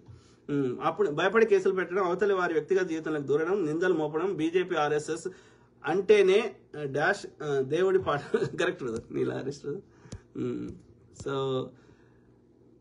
హలో నమస్తే వనక్కం, నమస్తే బ్రదర్ నీలా హరీష్ బ్రదర్. శ్యామ్ తెలంగాణ శ్యామ్ పగడు నాకు డౌట్, అసలు డ్రంక్ అండ్ డ్రైవ్ చేసి బండి నడుపుతుంటే ట్రాఫిక్ పోలీస్ వాళ్ళు ఆపకుండా ఏం చేస్తారు అన్న. అదే బ్రదర్ నేను అడిగిన లాస్ట్ లైవ్ లో కూడా మాట్లాడినా ప్రవీణ్ బ్రదర్ది. ఎస్, మరి ఏం చేస్తారు, వాళ్ళ విధి నిర్వహణ తప్పు చేస్తారు కదా. కాదు, ఆయన తాగి ఆయన ప్రాణం పోతే ఏం చేస్తాం, మనం బాధపడతాం. కానీ ఆయన తాగడం తప్పు కాబట్టి ఆయన గురించి మేము బాధపడతలేం, వాళ్ళు చెప్పింది నిజం అయితే. ఓకే, కానీ ఇప్పుడు ఆయన తాగితే వేరే వాళ్ళ ప్రాణాలు పోతాయి కదా. అందుకే కదా మనం వద్దంటుంది తాగేది. ఇంటికాడ తాగమంటున్నాం కానీ తాగి నడపొద్దు అంటున్నాం. ఎందుకంటే వేరే వాళ్ళ ప్రాణం రిస్క్ ఉంది కదా. అంటే వేరే వాళ్ళ ప్రాణం రిస్క్ ఉందని తెలిసినా ఆ టోల్ గేట్ల దగ్గర కెమెరాలు అందుకోసం పెట్టినా, ఇట్లా ఎవరైనా తాగి నడిపితే వాళ్ళని అరెస్ట్ చేయాలని పెట్టినా, ఎన్నోసార్లు ఊఫ్ అని ఊది వేరే వాళ్ళతో చేయించినా, మరి ప్రవీణ్ బ్రదర్ తాగి నడుపుతున్నాడని గిన్ని ఎవిడెన్స్ ఉన్నాక కూడా ఒక్క దగ్గర కూడా ఎందుకు అరెస్ట్ చేయాలి? మరి అట్లా అరెస్ట్ చేయనటువంటి పోలీస్ ట్రాఫిక్ వాళ్ళకి సంబంధించిన టోల్ గేట్ మేనేజ్ చేసే వాళ్ళని కానీ, ఆ ట్రాఫిక్ సంబంధించిన పోలీసులను కానీ అందరినీ సస్పెండ్ చేస్తారా? ఒక్కదానికి మనం అడిగే వాడికి సమాధానం ఉండదు. వాడు చెప్పిన చెత్తను మనం అంగీకరించాలి. దుర్మార్గులు. నడుపుతుంటే traffic police, even duplicate Praveen అయినా, వేరే వాడైనా, డూప్లికేట్ వాడైనా, డూప్ అయినా సరే, వాడైనా సరే నడుపుతుంటే వాడినైనా అరెస్ట్ చేయాలి కదా. దుర్మార్గులు. నడుపుతుంటే ట్రాఫిక్ పోలీసులు వాళ్ళు ఆపకుండా ఏం చేస్తా ఉన్నారు? ఆంధ్రప్రదేశ్ ప్రభుత్వం తాగి బండి నడుపుతుంటే రోడ్ల మీద చెక్ చేయట్లేదా? ఎంత దుర్మార్గం! ఒకరు నిజంగా తాగితే పట్టుకోవాలి కదా. డ్రంక్ అండ్ డ్రైవ్ చేసిన వాళ్ళని వదిలేస్తున్నారా? ప్రజల చావులకు కారణం అవుతున్నారు. సో ఇది ప్రభుత్వ నిర్లక్ష్యం వల్ల జరిగింది. ప్రభుత్వం పైన కేసు పెట్టాలి. ఒకవేళ ఆ మనిషి తాగి ఉంటే ప్రభుత్వం మీద కేసు పెట్టాలి. తాగకపోతే ఎలా చనిపోయాడు చెప్పాలి. అదే ఆ డూప్లికేట్ ప్రవీణ్ అనే వాడు తాగి నడుపుతుంటే అతన్ని తాగి నడిపే విధంగా అనుమతించినందుకు ప్రభుత్వం మీద కేసు పెట్టాలి. ఒరిజినల్ ప్రవీణ్కి మర్డర్ ఏందో అది బయట పెట్టాలి. ఒరిజినల్ ప్రవీణ్ యొక్క సీసీటీవీ ఫుటేజ్ బయట పెట్టాలి. దాంతోపాటు మీరు పెట్టిన డూప్లికేట్ ప్రవీణ్కి సంబంధించిన అతన్ని తాగి నడుపుతుంటే మీరు ఎందుకు అలౌ చేశారు కదా. ఇట్లా అన్ని కేసులు పెట్టాలి. 10 కేసులు కోర్టులలో పెడితే చక్కగా అవుతారు. గొల్లపల్లి అవినాష్ గౌడ్, సూపర్ అన్న. Thank you to my brother, sisters, friends, everyone. Okay, David వంకాయల పాటి, thank you brother. Balakishore, BJP next target constitution change చేయడమే. మొన్ననే చేసేటోళ్ళు అయినా సరే అన్ని రాష్ట్రాల ప్రభుత్వాలను మార్చి చేద్దామని ఆలోచనలు ఉన్నారు. ఎవరైతే పార్లమెంట్కి వచ్చారో వాళ్ళే ఇవాళ భారతదేశంలో అన్ని చట్టాలు, బీజేపీ తెస్తున్న చట్టాలకి మూల కారణం ఎవరంటే మొన్న పార్లమెంట్ ఓపెనింగ్కి ఎవరు వచ్చారో వాళ్ళే, ఆర్య బ్రాహ్మణులు, మఠాధిపతులు, పీఠాధిపతులు. అన్న మీరు ఈ ఫేస్బుక్ వేదికగా ఒక ప్రామిస్ చేయండి. రోజు ఆంధ్రప్రదేశ్లో ఉన్నటువంటి కూటమి ప్రభుత్వం అవలంబిస్తున్న ప్రజా వ్యతిరేక విధానాల మీద రోజుకొక లైవ్ పెట్టి బీజేపీ జెండా 2 తెలుగు రాష్ట్రాల్లో కనబడనీయకుండా చేద్దాం. ప్రత్యామ్నాయ రాజకీయాలకు పురుడు పోద్దాం. ప్రజాస్వామ్య వాదులను బలోపేతం చేద్దామా. సో అదే బ్రదర్, ఈ బీజేపీ ఎక్కడున్నది ఏమంటారు, భస్మాసుర హస్తం అంటారు కదా, అలాగా బీజేపీ ఎక్కడున్నా ఇప్పుడు ఈవెన్ మనకి టీడీపీకి కూడా అది నష్టమే ఫ్యూచర్లో. ఎందుకంటే వాడు అన్ని రాష్ట్రాల్లో బీజేపీ రావాలని కోరుకుంటుంది. మిత్రపక్షాన్ని కూడా వాడు సహించాడు. అర్థమైందా? అంటే బ్రాహ్మణుడి యొక్క కుటిల బుద్ధి ఎంత భయంకరమైనదో అర్థం చేసుకోండి. డెఫినెట్లీ బీజేపీ సంబంధించి ఎంత వాళ్ళ గురించి ఎన్ని మాట్లాడమంటే అన్ని మాట్లాడదాం, తప్పకుండా. 2 తెలుగు రాష్ట్రాల్లో ఉన్నటువంటి ఏ గవర్నమెంట్ అయినా, ఈవెన్ కాంగ్రెస్ గవర్నమెంట్ అయినా ఏది హద్దులకు మించి ఎవరిని, నేను కాంగ్రెస్ సపోర్ట్ చేయడానికి ఒకటే తెలంగాణలో, ఆంధ్రప్రదేశ్లో అది కాంగ్రెస్ పార్టీ ఆడ లేదు కానీ దాని గురించి నేను మాట్లాడతలేను. కానీ తెలంగాణలో ఉన్న కాంగ్రెస్ పార్టీ నేను మద్దతు చేయడానికి కారణం మిగతా అన్ని ఇది తెలంగాణ 3 పార్టీలు, అది 3 పార్టీలు కూడా 2 పార్టీలు నిజంగా చెప్పాలంటే, కాంగ్రెస్ అండ్ బీఆర్ఎస్. బీజేపీకి ఓటు శాతం లేదు. గ్రామీణ ప్రాంతాల్లో అసలే లేదు. పట్టణాల్లో కూడా ముస్లిమ్స్ కొద్ది ఏరియాలో ఉంది, ఓల్డ్ సిటీ అట్లా. కాబట్టి బీజేపీ తెలంగాణ లేదు. ఓకే, వాళ్ళు ఉందని భ్రమపడితే వాళ్ళ మూర్ఖత్వం. ఆ రేవంత్ రెడ్డి గారు బలహీన అభ్యర్థులకు టికెట్ ఇవ్వడం వల్ల అది మొన్న 8 సీట్లు ఎంపీ వచ్చినాయి. అసెంబ్లీలో వీళ్ళందరూ ఓడిపోయిన వాళ్ళకి ఎంపీలు ఎట్లా వస్తాయి? అది రేవంత్ రెడ్డి ఎందుకు సహకరిస్తున్నాడు అనేది రేవంత్ రెడ్డి గారి మీద కొంచెం ఇన్వెస్టిగేషన్ చేయాలి, చేసినాక మాట్లాడదాం. రేవంత్ రెడ్డి గారు ఎక్కడో బీజేపీతో ఎక్కడో లాలూచి ఒప్పందం చేసుకుంటున్నాడేమో అనిపిస్తుంది నాకైతే. నిన్న ఆయన మన బక్క జడ్సన్ కూడా 2-3 షేర్ చేశాడు, ఎందుకు జపాన్ పోయాడు, అది కూడా కనిమొలితోటి, ఇట్లా కొన్ని ఉన్నాయి. నేను చూసి మాట్లాడదాం రేవంత్ రెడ్డి గారి గురించి. ఇది మరి రేవంత్ రెడ్డిని కూడా తెచ్చిపెట్టింది ఎవరు? ఇదే చంద్రబాబు నాయుడు. సో కుట్రల బాబు ఆయనది. అంటే చంద్రబాబు నాయుడు థాట్ ప్రాసెస్ ని మనం పట్టుకోవాలంటే చాలా కష్టం, అంత ఈజీ కాదు. సో అదే బ్రదర్, అయితే ఎండ్ ఆఫ్ ద డే ఎవరు ప్రధికారం ఉంటే వాళ్ళని ప్రశ్నిద్దాం. ఓకే, తెలంగాణ కాంగ్రెస్ సపోర్ట్ చేయడానికి అందరు దొంగలలో వాడు తక్కువ దొంగకున్నాడు. ఇంత ఇవాళ దేశంలో ఏమైనా కట్టినంటే కాంగ్రెస్ వాడే కట్టిండు. మిగతా వాళ్ళు వచ్చినా కానీ ఇంతకంటే ఎక్కువ దోసుకుంటారు. ఇలా ఆంధ్రప్రదేశ్లో అయింది మాజీ సిబిఐ అధికారి ఏం పేరు, జేడి లక్ష్మీనారాయణ, ఆయన వస్తే ఇంకా ఎక్కువ దోసుకుంటాడు. జయప్రకాష్ నారాయణ, ఆయన వస్తే ఇంకా దోసుకుంటాడు. ఆమె ఆర్ఎస్ ప్రవీణ్, లేకపోతే అక్కడ మాయావతి, వాళ్ళు వచ్చినా ఎక్కువ దోసుకుంటారు. ఇంకా కొత్త పార్టీ అయితే వాళ్ళు రాక ఏమంటారు, కొత్త పిచ్చగాడు పొద్దురేడు అన్నట్టు వాడికి రాక అధికారం వచ్చింది కాబట్టి వాడు కంపల్సరీ వీళ్ళందరికంటే ఎక్కువ దోసుకుంటాడు. ఎందుకంటే వీళ్ళు ఆల్రెడీ దోసుకున్నారు కాబట్టి, ఇంత కొంత పైసలు వాళ్ళ శైలి ఉన్నాయి కాబట్టి, ఇంకా ప్రజలు ఊరుకోరు, ప్రజలు చైతన్యమైంది, అందరి దగ్గర స్మార్ట్ ఫోన్లు వచ్చినాయి కాబట్టి కొంత తక్కువ దోసుకునే అవకాశం ఉంటుంది ఎగ్జిస్టింగ్ పార్టీలు. కొత్త పార్టీ వాడు వచ్చిందనుకో వానికి ఇక మళ్ళా వాడు వస్తాడో లేదో వాడికి తెలియదు కదా, వాడు ఇంకా ఎక్కువ దోసుకుంటాడు. అర్థమైందా? కాబట్టి అందరు దొంగలలో ఎవడు తక్కువ దొంగలో వానికి మద్దతు ఇస్తాం, సింపుల్. తెలంగాణ అన్న మీ ఫోన్ పనిచేయకపోతే సడన్ గా మీరు లైవ్ లోకి రాకపోతే మేము ఏమనుకోవాలి, ఎందుకంటే మీ మీద చాలా కుట్ర చేస్తా ఉన్నారు అని మీరే అంటున్నారు. మేము ఎవరిని కన్సల్ట్ అవ్వాలి? దయచేసి ఎవరికన్నా ఒకరికి టచ్ లో ఉండి మాకు ఇన్ఫర్మేషన్ పాస్ చేయండి. ఈ దొంగనా కొడుకుల్ని నమ్మడానికి వీల్లేదు, మిమ్మల్ని చంపుతారేమో అని భయం వేస్తుంది. అమెరికాలో ఉన్నంతసేపు ప్రయత్నం చేశారు గతంలో, కానీ అంత ఈజీ కాదు. వాళ్ళకి అర్థమైపోయింది అమెరికాలో చేస్తే అమెరికా ప్రభుత్వాలు ఊరుకోవని. కాబట్టి అంత ఈజీగా చేయడం సాధ్యం కాదు. తప్పకుండా ఏది ఇస్తా నంబరు, ఏది నా వెల్ఫేర్ ఎవరైతే చెప్పగలిగే వాళ్ళ నంబర్ ఇస్తా. తెలంగాణ శ్యామ్ పగిడిపల్లి అన్న, ఆంధ్రాకు రావాల్సినటువంటి హక్కులను ఈ ఒక్క నా కొడుకు కూడా ఈయన సపోర్ట్ తీసేస్తాడు, ప్రభుత్వం పడిపోతుందని తెలిసినప్పుడు ఈయన ఎన్నైనా తీసుకురావచ్చు కదా. అయినా ఆ బ్రాహ్మణుడు ఇయ్యాడు, ఈయన ఎంత కొట్లాడినా నువ్వు పోతే పోరా అంటాడు కానీ ఇయ్యాడు. అన్న ఆంధ్రాకి రావాల్సిన ఒక్క కొడుకు అడగరు, మీరు 100,000 సార్లు ఆంధ్రాకి రావాల్సిన హక్కుల గురించి మాట్లాడారు. అందుకే మీ మీద నరేంద్ర మోడీ RSS లో కలిసి కేసు పెట్టారు. పెట్టుకోండి బ్రదర్. వాడు జన సైనికులు అనే దుర్మార్గులు బీజేపీ అక్కడున్న బీజేపీతో పాటు అక్కడున్న ఆంధ్రాలో ఉన్న బ్రాహ్మణ నా కొడుకులు ఈ బీజేపీతో కుమ్మక్కైనరు. అదే మీది తినాలే మాది తినాలే ఆ టైపులో.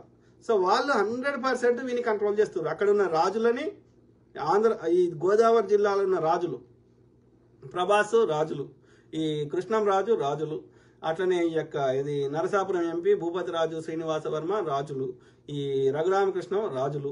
రఘురామకృష్ణం రాజుయే ఈ ఆయన మొత్తం కంకణం కట్టుకొని ఈ బ్రాహ్మణుల సహాయ సహకారాలు తీసుకొని అక్కడ ఈ బ్రాహ్మణ అయినటువంటి ఆమెను పంపించిండు. ఇదే టీడీపీ చంద్రబాబే పంపించిండు. ఆమె పేరేంది, యామిని పంపించిండు. ఇక అక్కడ ఇక ఆ దుర్మార్గులకి ఇక ఏ స్త్రీ అందంగా ఉంటే అది చాలు. అందుకని వాళ్ళు డీక్రిమినలైజ్ చేసారు వ్యభిచారాన్ని. అంతకుముందు ఏం చేసేవాళ్ళు, ఈ పోలీసులు వచ్చి మొత్తం ఏమంటారు ఇట్లా ఈ అరెస్టులు చేసేవాళ్ళు కదా, హోటల్ రైడ్ చేసేవాళ్ళు. ఇప్పుడు ఉన్నాయి హోటల్ రైడ్లు లేవు. ఎందుకంటే వీళ్ళు ఈ వ్యభిచారం ఆమంతరం చేసుకుంటే తప్పు కాదని కోర్టు ద్వారా తీర్పు ఇప్పించారు, డీక్రిమినలైజ్ చేశారు.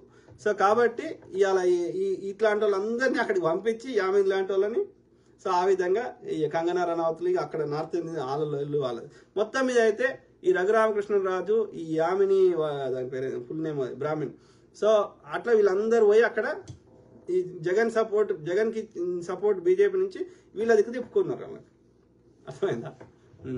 సో అంటే ఇక్కడ ఎవరు ఆంధ్రప్రదేశ్లో ప్రభుత్వాన్ని దిశానిర్దేశం చేస్తున్న వాళ్ళు ఎవరు? అక్కడ బీజేపీ అక్కడ కూటమి ప్రభుత్వం రావడానికి టీడీపీ వీళ్ళ దిక్కు వస్తేనే రాగలిగింది. టీడీపీ ఇండిపెండెంట్ పోటీ చేసి ఉంటే డెఫినెట్లీ జగనే వచ్చేవాడు. అంటే అక్కడ ఎవరు ఇక్కడ కూటమి వచ్చేటట్టు చేసిర్రు?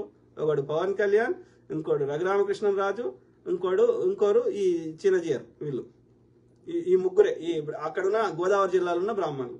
ఈ ముగ్గురే, చాగంటి, గరికపాడి, ఇంకోడోడు, తిరుపతిలో ఉన్న పూజారులు. వీళ్ళందరూ ఈ ముగ్గురు ఆంధ్రప్రదేశ్ యొక్క ప్రభుత్వాన్ని నడిపిస్తున్నారు. చంద్రబాబు నాయుడు నిమిత్త మాత్రుడు, అతనికి ఏం చేయలేని పరిస్థితి ఇప్పుడు ప్రస్తుతానికి. ఆయన ఇండిపెండెంట్ పోటీ చేస్తే మళ్ళీ జగనే వస్తాడు. జగన్ వస్తే ఆయన చంద్రబాబు నాయుడు ఎట్లా ఏం చేస్తాడో తెలుసు. Madhubabu Dondapati, yes correct, thank you. Madhubabu Dondapati, గోడి, అదే కరెక్ట్ బ్రదర్. ఇంకా సూపర్ అన్న, thank you brother. Dondapati brother. David చెప్పిన, థ్యాంక్ యూ. ఎవరు సర్నాల ఎలమందు, తప్పే లేదంటే ఆయన టీడీపీ ఆయన. Balakishore, thank you brother. Telangana Shyam Pagadipalli. నేను చెప్తున్నాం టీడీపీ దరిద్రులారా, మేము ప్రజలకి ఎడ్యుకేట్ చేస్తున్నాం, తప్పకుండా మిమ్మల్ని దింపడం జరుగుతుంది. తెలంగాణ శ్యామ్ పగడిపల్లి. రెడ్ బుక్ నువ్వు ఎన్ని పాస్టర్లకి ఇంకా 30 కోట్లు ఇచ్చినా మేము ప్రజలకు చెప్తూనే ఉంటాం, నువ్వు అదే పాస్టర్లు మేము దింపుతారు. Red book, blue book, green book, yellow book, నా తొక్కల బుక్. ఈ లోకేష్ గాడికి సరిగ్గా రాజకీయాలే తెలియదు, ఏమి తెలియదు, రాజకీయాలు కాదు ఏమీ తెలియదు, ఏ విషయం మీద అవగాహన లేదు. వాళ్ళ నాయన తెలంగాణలో ఉన్న భూములు మొత్తం వాళ్ళ కులపోళ్ళకి కట్టబెట్టుకున్నాడు, మొత్తం దోసుకున్నారు. ఇలా జూబ్లీహిల్స్, బంజారాహిల్స్, నానక్రామ్ కూడా, హైటెక్ సిటీ అన్ని దోసుకున్నాడు చంద్రబాబు నాయుడు, దోసిపెట్టాడు. ఎవరికి తెలియదు చంద్రబాబు నాయుడు కుళ్ళు కుతంత్ర రాజకీయాలు. ఆయనకు తోడు సనాతన అధర్మ రక్షకుడు పవన్ కళ్యాణ్, కమ్యూనిస్టు చెగువీరా అంటాడు, మళ్ళీ సనాతన అధర్మాన్ని రక్షిస్తాడు. ఈ మోడీ వీళ్ళిద్దరికి ఎన్ని డబ్బులు ఇచ్చి ఈ 2 తెలుగు రాష్ట్రాలని నాశనం చేయమని చెప్పాడు. మోడీకి నిజంగా దమ్ముంటే చంద్రబాబు నాయుడు పైన కేసు పెట్టమని, గతంలో ఆయన చేసిన అవినీతి చాలా ఉందని ప్రజలకు వినకపోతే పెడతాడు. చంద్రబాబు నాయుడు వాళ్ళు చెప్పినట్టు వినకపోతే వీళ్ళ యొక్క అన్ని పార్టీల యొక్క వాళ్ళ లీడర్ల యొక్క ఏమంటారు బలహీనతల ఆధారాలతో సహా కూడిన వాళ్ళవన్నీ ఉన్నాయి వాళ్ళ దగ్గర. డెఫినెట్లీ ఎవరు వినకపోతే వాళ్ళ మీద కేసులు పెడతాడు. ఇప్పుడు వివేకానంద రెడ్డిని చంపిన దాని డీటెయిల్స్ ఉన్నాయి వాళ్ళ దగ్గర, ఫోన్ డేటా అన్నీ ఉన్నాయి, కానీ అవి చూపెట్టి బెదిరిస్తాడు. ఇవి చెప్తే వినకపోతే అప్పుడు ఆలోచిస్తాడు. సో అట్లా అంటే వాళ్ళు ఏమంటాడు, బ్రాహ్మణుడు ఏమంటారు, దే ఆర్ యూజింగ్, తనకు అనుకూలంగా మార్చుకుంటున్నాడు ప్రతి సిచ్యువేషన్ని. పొనుగు మాటి చంద్రకాంత్ అన్న బత్తాయిల మొగుడు మీరు, thank you brother. Moses Prabhakar, well said brother, thank you brother. కూటమి ప్రభుత్వం కుల మత పిచ్చిలో నడుస్తున్న ప్రభుత్వం, correct brother. Moses Prabhakar. Telangana Shyam Pagadipalli. కూటమి ప్రభుత్వం కుట్రలు సౌత్ ఇండియాలో నడవవు, గుర్తుపెట్టుకో చంద్రబాబు నాయుడు, పవన్ కళ్యాణ్, ఆంధ్ర బీజేపీ అధ్యక్షుడు. నేను తెలంగాణ శ్యామ్ని చెప్తా ఉన్నా, రాజ్బోడాకి ఏమైనా అయితే ఖబర్దార్. తెలంగాణ నుండి వచ్చి మరి మీ ఆంధ్రాలో మీ కూటమి ప్రభుత్వాన్ని భూస్థాపితం చేస్తాం రాజకీయంగా. Thank you Shyam brother. వాళ్ళు ఏం చేయరు, చేసినా మనకు పోరాడే శక్తి ఉంది. మనం శాంతియుతంగా ప్రజాస్వామికబద్ధంగా డాక్టర్ బాబాసాహెబ్ అంబేద్కర్ గారు చూపెట్టిన మార్గంలో, మహాత్మా గాంధీ గారు చూపెట్టిన మార్గంలో, బుద్ధ భగవానుడు చూపెట్టిన మార్గంలో శాంతియుతంగానే అహింస మార్గంలోనే మనం పోరాటం చేద్దాం. ఒక నెల్సన్ మండేలా గారు 21 ఏళ్ళు జైల్లో ఉండి అయినా సరే తను యొక్క వివక్ష వ్యతిరేకంగా పోరాటం చేసి ఆయన ప్రెసిడెంట్ అయ్యిండు. సో కాబట్టి మనం ఏది మెల్లగైనా సరే మనము మన పాత ఏది అహింసలనే ఉండాలి, శాంతియుతంగానే పోరాడదాం ప్రజాస్వామిక పద్ధతిలోనే. ఎవరు మండేలా గారి లాగా జైల్లో ఉండి కూడా మనం పోరాటం చేద్దాం. కరెక్ట్ చెప్పినావు బ్రదర్ శ్యామ్, నువ్వు చదవకముందే చెప్పిన నేను. సో చేద్దాం ప్రజా సమస్యలు, అంటే వి థింక్ లైక్ మనం ఒకటే విధంగా ఆలోచిస్తామని అర్థం. శ్యామ్, పోరాటాలు చేద్దాం ప్రజా సమస్యల పైన. పెట్టుకోండి నరేంద్ర మోడీ డబ్బులు ఇచ్చి జడ్జీలను కొనుక్కుంటాడు కదా. మొన్న చూశాంగా యశ్వంత్ వర్మ అనేవాడు 150 కోట్లు తీసుకుంటూ దొరికిపోయాడు. వాడి వెనకాల ఉన్నది ఎవరు? బీజేపీ నాయకులు సమాధానం చెప్పాలి. బీజేపీ పాలనలో ప్రజలకు ప్రజాస్వామ్యం పైన నమ్మకం కోల్పోతా ఉన్నారు, న్యాయ వ్యవస్థను కూడా కొనుక్కుంటా ఉన్నారు. బీజేపీ వచ్చిన తర్వాత నుంచి అన్ని అట్లనే ఉన్నాయి. వాళ్ళు ఎవరైతే తమకు అనుకూలంగా తీర్పులు ఇచ్చారో వాళ్ళు రిటైర్ అయినాక వాళ్ళకి అన్ని మంచి మంచి పెద్ద పదవులు ఇచ్చేసాడు అమిత్ షా. తెలంగాణ శ్యామ్ పగిడిపల్లి. కడుపు కాలిన వాడు బూతులు మాట్లాడకపోతే ఏమైనా ముద్దులు పెట్టుకుంటారా? ప్రభుత్వాలని కడుపు కాలిన పేద ప్రజల తరఫున మీలాంటి వాళ్ళు గొంతు ఎత్తుతున్నారు. నాకు చాలా సంతోషంగా ఉంది. ఈ పోరాటంలో నీ కోసం నా ప్రాణాలు ఇవ్వడానికైనా సిద్ధంగా ఉన్నాను. మనం ఎవ్వరి కోసం ప్రాణాలు ఇవ్వద్దు బ్రదర్. మనకు నమ్ముకొని మన కుటుంబ సభ్యులు మనకు అనేక మంది ఉన్నారు కాబట్టి ప్రాణాలు ఇవ్వద్దు, తీయొద్దు. మనము ప్రజాస్వామికయుతంగా పోరాడాలి. అంటే మన యొక్క మెయిన్ మన ఏదైతే ఉందో మన మెయిన్ ఉద్దేశము దాని నుంచి పక్కకు తొలగొద్దు. రెండోది ఏంటంటే బూతులు మాట్లాడితే ఏమవుతుందంటే ఆ ప్రజలకి మనం చెప్పాలనుకున్న ఉద్దేశం నుంచి మనమే ప్రజల్ని తప్పుదో అంటే డిస్ట్రాక్ట్ అవుతున్నట్లు లెక్క. అంటే మన మెయిన్ కాంటెంట్ మరుగున పడిపోతుంది, బూతులే హైలైట్ అవుతాయి. కాబట్టి మనం అందరూ సభ్య సమాజం అందరూ కంఫర్టబుల్గా మన ముచ్చటను వినే విధంగా ఉండే విధంగా మనం టాపిక్ నుంచి డైవర్ట్ కాకుండా బూతులు లేకుండా మాట్లాడదాం. ఏదో భావోద్వేగంగా బాడకావు దేడకావు ఇంతవరకు ఓకే, కానీ ఇవాళ కొంతమంది అయితే ఇక సభ్య సమాజం చెప్పుకోలేని విధంగా మాట్లాడుతున్నారు. అది వినడానికి చాలా మనకే ఇబ్బందికరంగా ఉంది. అప్పుడు ఏమవుతుంది, మనం చెప్పాలనుకున్న మెసేజ్ ఎక్కువ మందికి పోదు, వాళ్ళు షేర్ చేయరు, ముందుకు పోదు. కాబట్టి మనము సబ్జెక్ట్ నుంచి డీవియేట్ కావద్దు. ఎంత ఆవేశం ఉన్నా కొంత కంట్రోల్ చేసుకోవాలి. అదర్వైజ్ మన ఎఫర్ట్ మనము ఎంత ఎఫర్ట్ పెడుతున్నామో దానికి వాల్యూ ఉండదు బూతులు మాట్లాడితే.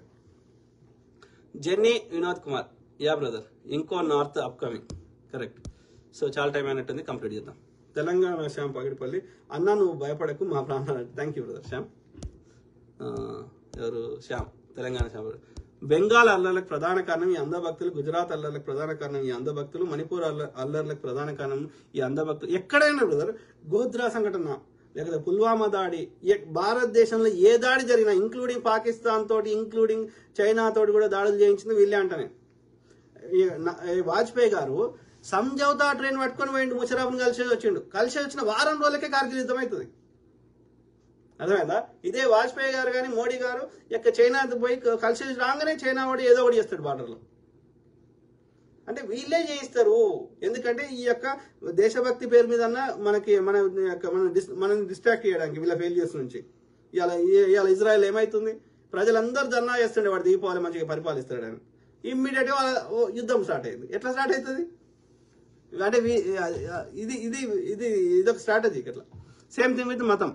హిందువులను కొట్టాలి, ముస్లింలు కొట్టని ప్రచారం చేయాలి. హిందువులు కొట్టాలి, క్రిస్టియన్ కొట్టినని ప్రచారం చేయాలి. ఎందుకని? వీడి దోపిడి నుంచి, వీడి యొక్క అడ్మినిస్ట్రేషన్ ఫెయిల్యూర్స్ నుంచి ప్రజల దృష్టి మరల్చాలి. సింపుల్. వీడి దోసుకున్నది ఏడిపోయిందని అడగొద్దు కదా ప్రజలు. అంటే వాళ్ళ మైండ్ని ఖాళీ ఉంచవద్దు, ఇంకో దిక్కు తిప్పాలి. మణిపూర్ అల్లర్లకు ప్రధాన కారణం అంధభక్తులు, తమిళనాడులో కరెక్ట్, తమిళనాడులో అల్లర్లకు కారణము అరటి పండ్లు అమ్ముకునే వాళ్ళ మీద దాడులు చేస్తారు. మసీదు పోయేటోళ్ళ మీద హోలీ రంగు పూసుకోమంటారు, మసీదుల ముందు పోయి జై శ్రీరామ్ అంటారు. వీడు చెయ్యని అన్యాయం లేదు. మరి వాళ్ళు ఏమైనా రాముని గుడికి వచ్చి అల్లా అనలే కదా వాళ్ళు. అంటే అరాచకం దుర్మార్గులు అపరాగాలని చేపిస్తారు. మళ్ళీ ఈ నాయకుని కొడుకులు వస్తారా? ఎవరు రాడు. అమిత్ షా కొడుకు వస్తాడా? రాడు. రాజ్నాథ్ సింగ్ కొడుకు వస్తాడా? రాడు. జంబికత్తలు పట్టుకుని రోడ్ల మీదకి. మోడీకి సంబంధించిన అన్న పిల్లలు, అక్క పిల్లలు, వాళ్ళ చుట్టాలు వస్తారా? ఎవడు రాడు. ఎవడొస్తాడు?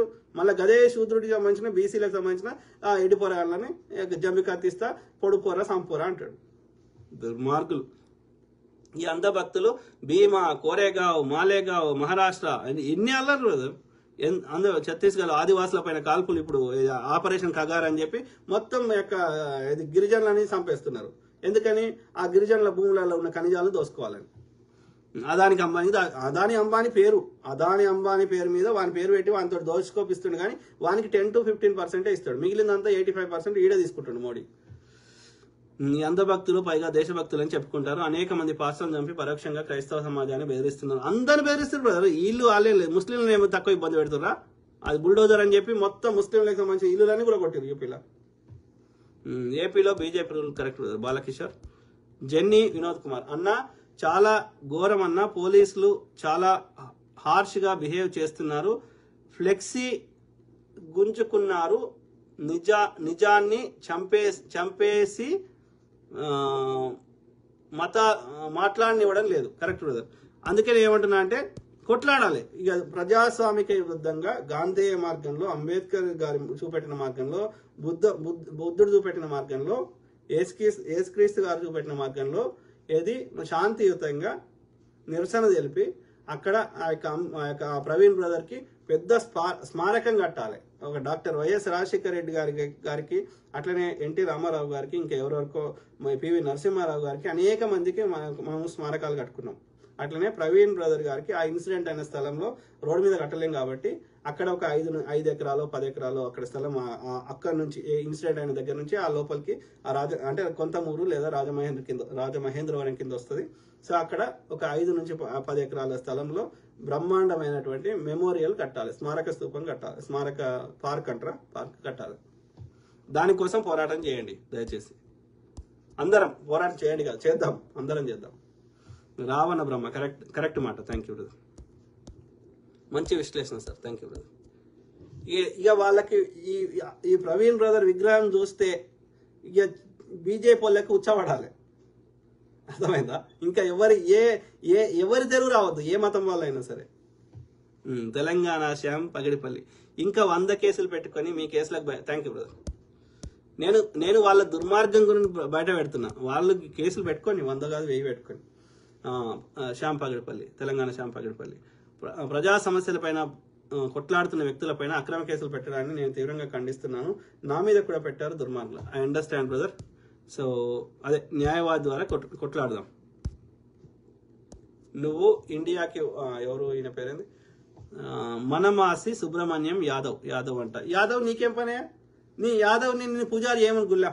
నువ్వు హిందుత్వం అంటున్నావు కదా, బ్రాహ్మణుని బాపనుని కాదని యాదవ్ తమ్ముడా, నాది పద్మశాలి. ఓకే, దయచేసి ఓకే, నేను కూడా హిందువునే. మనం శాలాయనని, సాకలాయనని, మంగళాయనని, మాదిగాయనని, మాలాయని మనందరం హిందుత్వం నమ్ముతున్నాం కదా. మమ్మల్ని పూజారి చేయండి, ఈ బ్రాహ్మణ్ని తీసేసి. సింపుల్ అయిపోయింది కదా లొల్లి. ఆలోచించు brother, Yadav brother.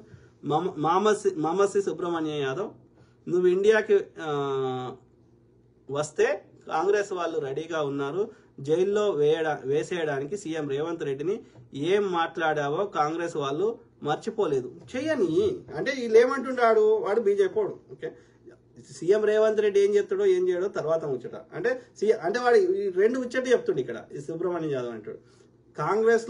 Congress party ideology ఉన్నప్పటికీ కాంగ్రెస్ లో రేవంత్ రెడ్డి అంటే ఆయన బీజేపీ మనిషి, మేము చెప్పినట్టు వింటాడు అని చెప్తున్నావా? తెలంగాణలో కాంగ్రెస్ రావడానికి నా పాత్ర అత్యంత కీలకమైందని అందరూ బుద్ధున్న వాళ్ళు ఎవరైనా చెప్తారు.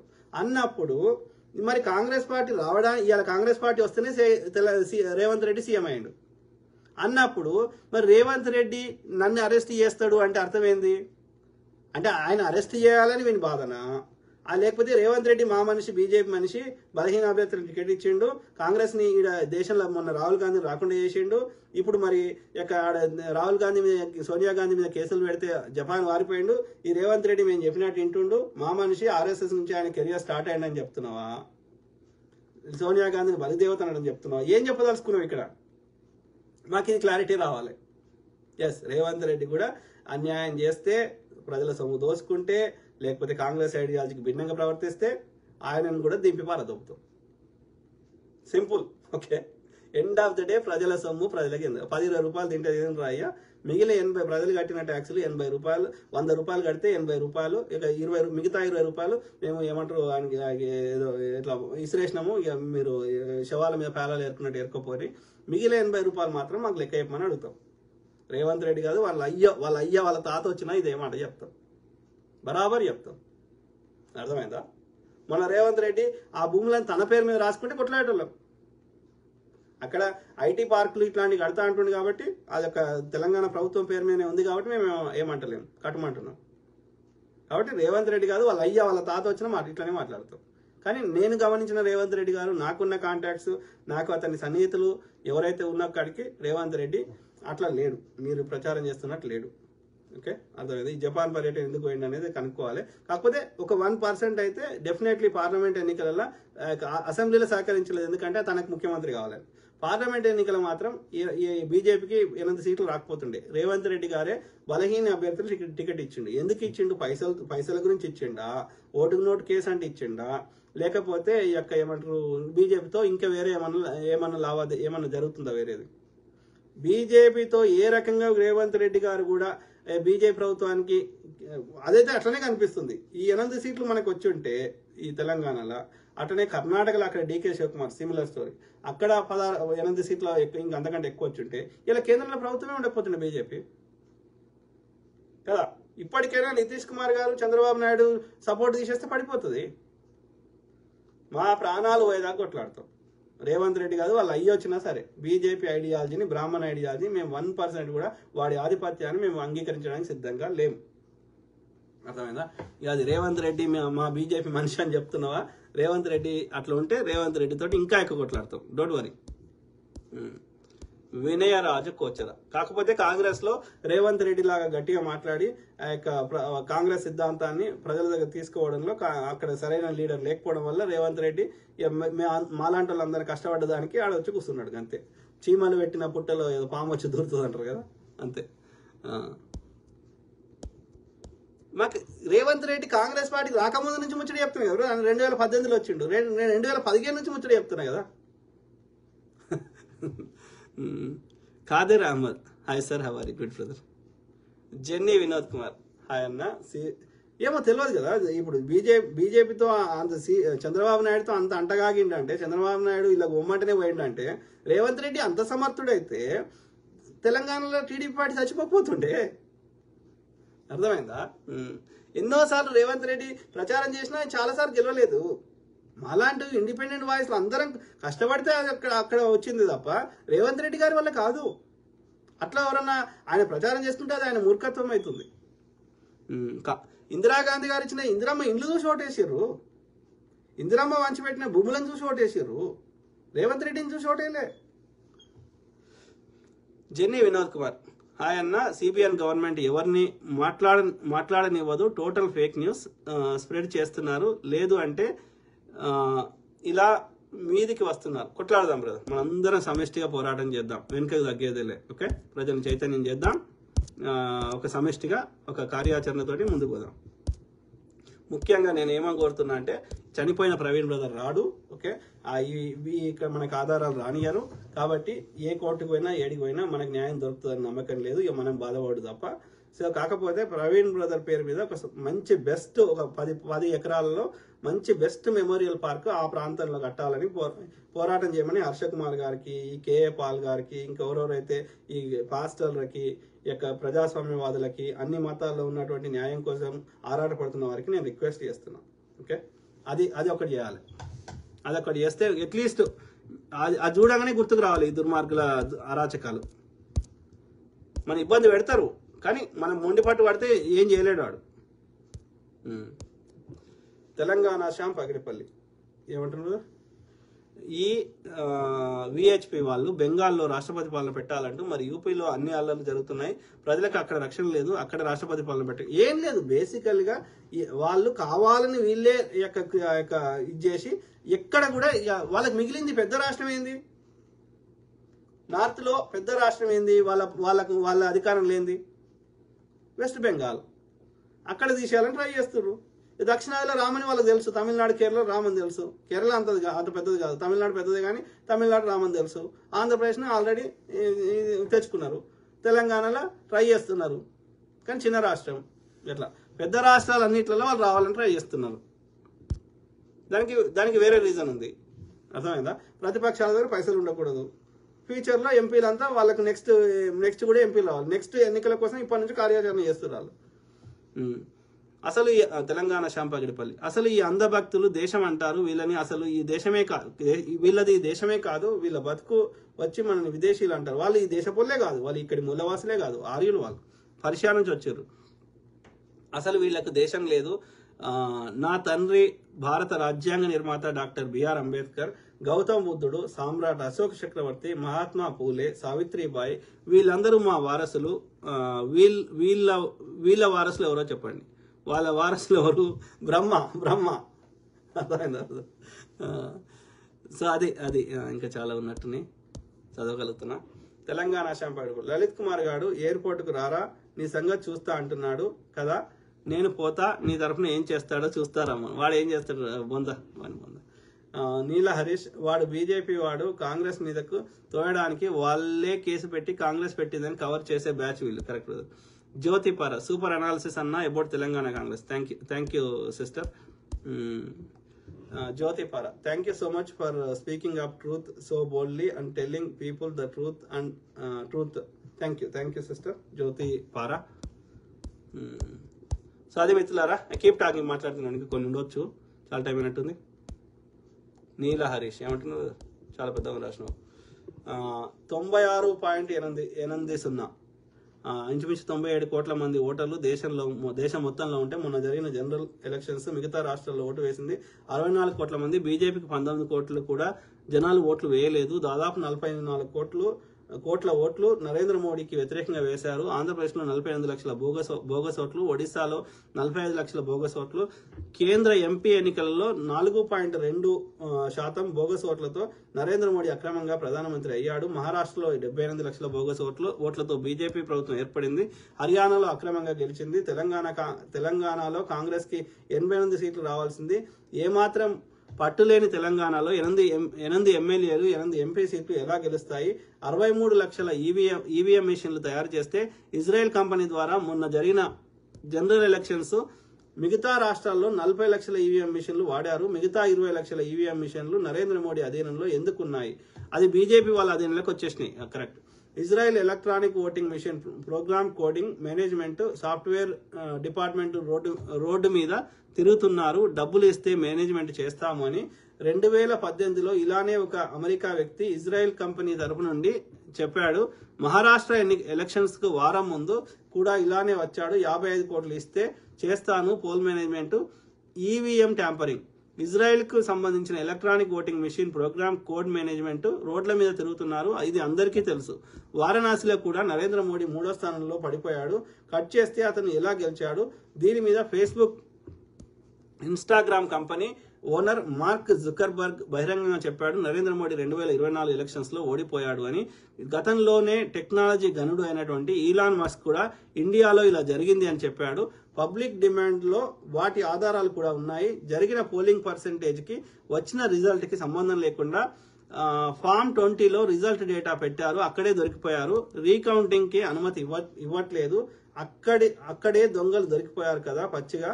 నెక్స్ట్ దెబ్బ పబ్లిక్ ది రిటర్న్ గిఫ్ట్ గట్టిగా ఉంటుంది. బీజేపీ చూడండి వీళ్ళు రెడ్ హ్యాండెడ్ గా దొరికిపోయారు. కరెక్ట్. లాట్స్ ఆఫ్ చాలా ముచ్చట్లు చెప్పారు మీరు. తప్ప ఎస్ వాళ్ళు దే ఆర్ అబ్యూజింగ్, అంటే ఇప్పుడు చెప్పిన ఆ లెక్కలన్నీ ఉన్నాయి కదా దొంగ ఓట్లు అవన్నీ. Yes it's true. ఓకే, అది మోసం చేసి గెలుస్తారు. రీకౌంటింగ్ ఎందుకు పెట్టనియారు? అక్కడే దొరికిపోతున్నారు కదా. Correct brother. Neela Harish brother. Yes, ప్రజలు చైతన్యం చేద్దాం, కొట్లాడదాం. ఇట్లాంటివి కాకుండా చూసే ప్రయత్నం చేద్దాం. జ్యోతిపర ప్రవీణ్ పగడాల గారి విషయంలో అసలు ప్రెస్ మీట్ పెట్టి అఫీషియల్ గా పోలీసులు చెప్పిందా? పోస్ట్ మార్టంలో వచ్చినది ఒకటి. రెండింటికి ప్రెస్ మీట్ పెట్టి అఫీషియల్ గా పోలీసులు చెప్పిన దానికి పోస్ట్ మార్టంలో వచ్చిన దానికి రెండింటికి అసలు ఏమాత్రం సంబంధం లేదు. Correct sister Jyothipara. చెప్తా, నేను రేపో ఎల్లుండో నేను అది నాకు ఆ పోస్ట్ మార్టం సంబంధించి వచ్చినాయి. ఎంపీ హర్ష కుమార్ గారు మాట్లాడారు. సో ఆయన ఎంపీ గారు మాట్లాడింది కొంతమందికి రీచ్ అయింది ఆ పోస్ట్ మార్టం సంబంధించింది. ఇంకా నేను అది ఇంకా నేను కూడా చదువుతా. ప్లస్ అట్లనే వేరే బ్రదర్ సిస్టర్ కూడా నేను పంపించిన డాక్టర్లు అట్లా, అంటే సైంటిస్ట్ డాక్టర్లకి. సో వాళ్ళు కూడా వాళ్ళ ఇన్పుట్ ఇచ్చిన తర్వాత నేను రేపో ఎల్లుండో దాని గురించి అందులో పోస్ట్ మార్టం రిపోర్ట్లు ఏమున్నాయి, అది యాక్సిడెంటా హత్యన అనడానికి కాన్ఫ్లిక్టింగ్ ఏమున్నాయో అవన్నీ మనం, ఎందుకంటే అది అధికారికంగా ఇచ్చారు కదా, సంతకాలు పెట్టించారు కదా. సో కాబట్టి ఆ డాక్యుమెంట్ మనం రేపు కోర్టులో పోయి కూడా ఇక వీళ్ళు యాక్సిడెంట్ అంటున్నారు కానీ ఇవన్నీ డేటా ఏం చెప్తుంది, యాక్సిడెంట్ కాదని చెప్తుంది. కాబట్టి దానికి కౌంటర్గా కేసు ఫైల్ చేయడానికి మనకు అవకాశం ఉంటుంది. చెప్తా. నరేష్ బండెల, హాయ్ అన్న, Jai Bhim brother. Hi brother. Vinay Kannaram, నీతిమంతులు సింహం వలె ధైర్యంగా ఉంటారు అని బైబిల్ చెబుతుంది సార్. మీరు నీతి న్యాయం కోసం పాటు పడుతున్నారు సార్. సమాజ శ్రేయస్సు కోసం మీరు గర్జిస్తూనే ఉండండి సార్. సింహం సింగిల్ గానే వస్తుంది, ఉన్మాదులే గుంపులుగా వస్తారు. ఈ నక్కలకు తోడేళ్లకు మీరు correct sir. God bless you sir. ఎవరు? Vinay Kannaram. Thank you brother. Thank you for all your good and kind words. Okay, చేద్దాం, మనం కంటిన్యూస్గా ఫైట్ చేద్దాం. Ram Mohan Sonti, brother you are doing great job. Thank you brother. Ram Mohan brother. Jyothi Para ఏమంటున్నారు సిస్టర్?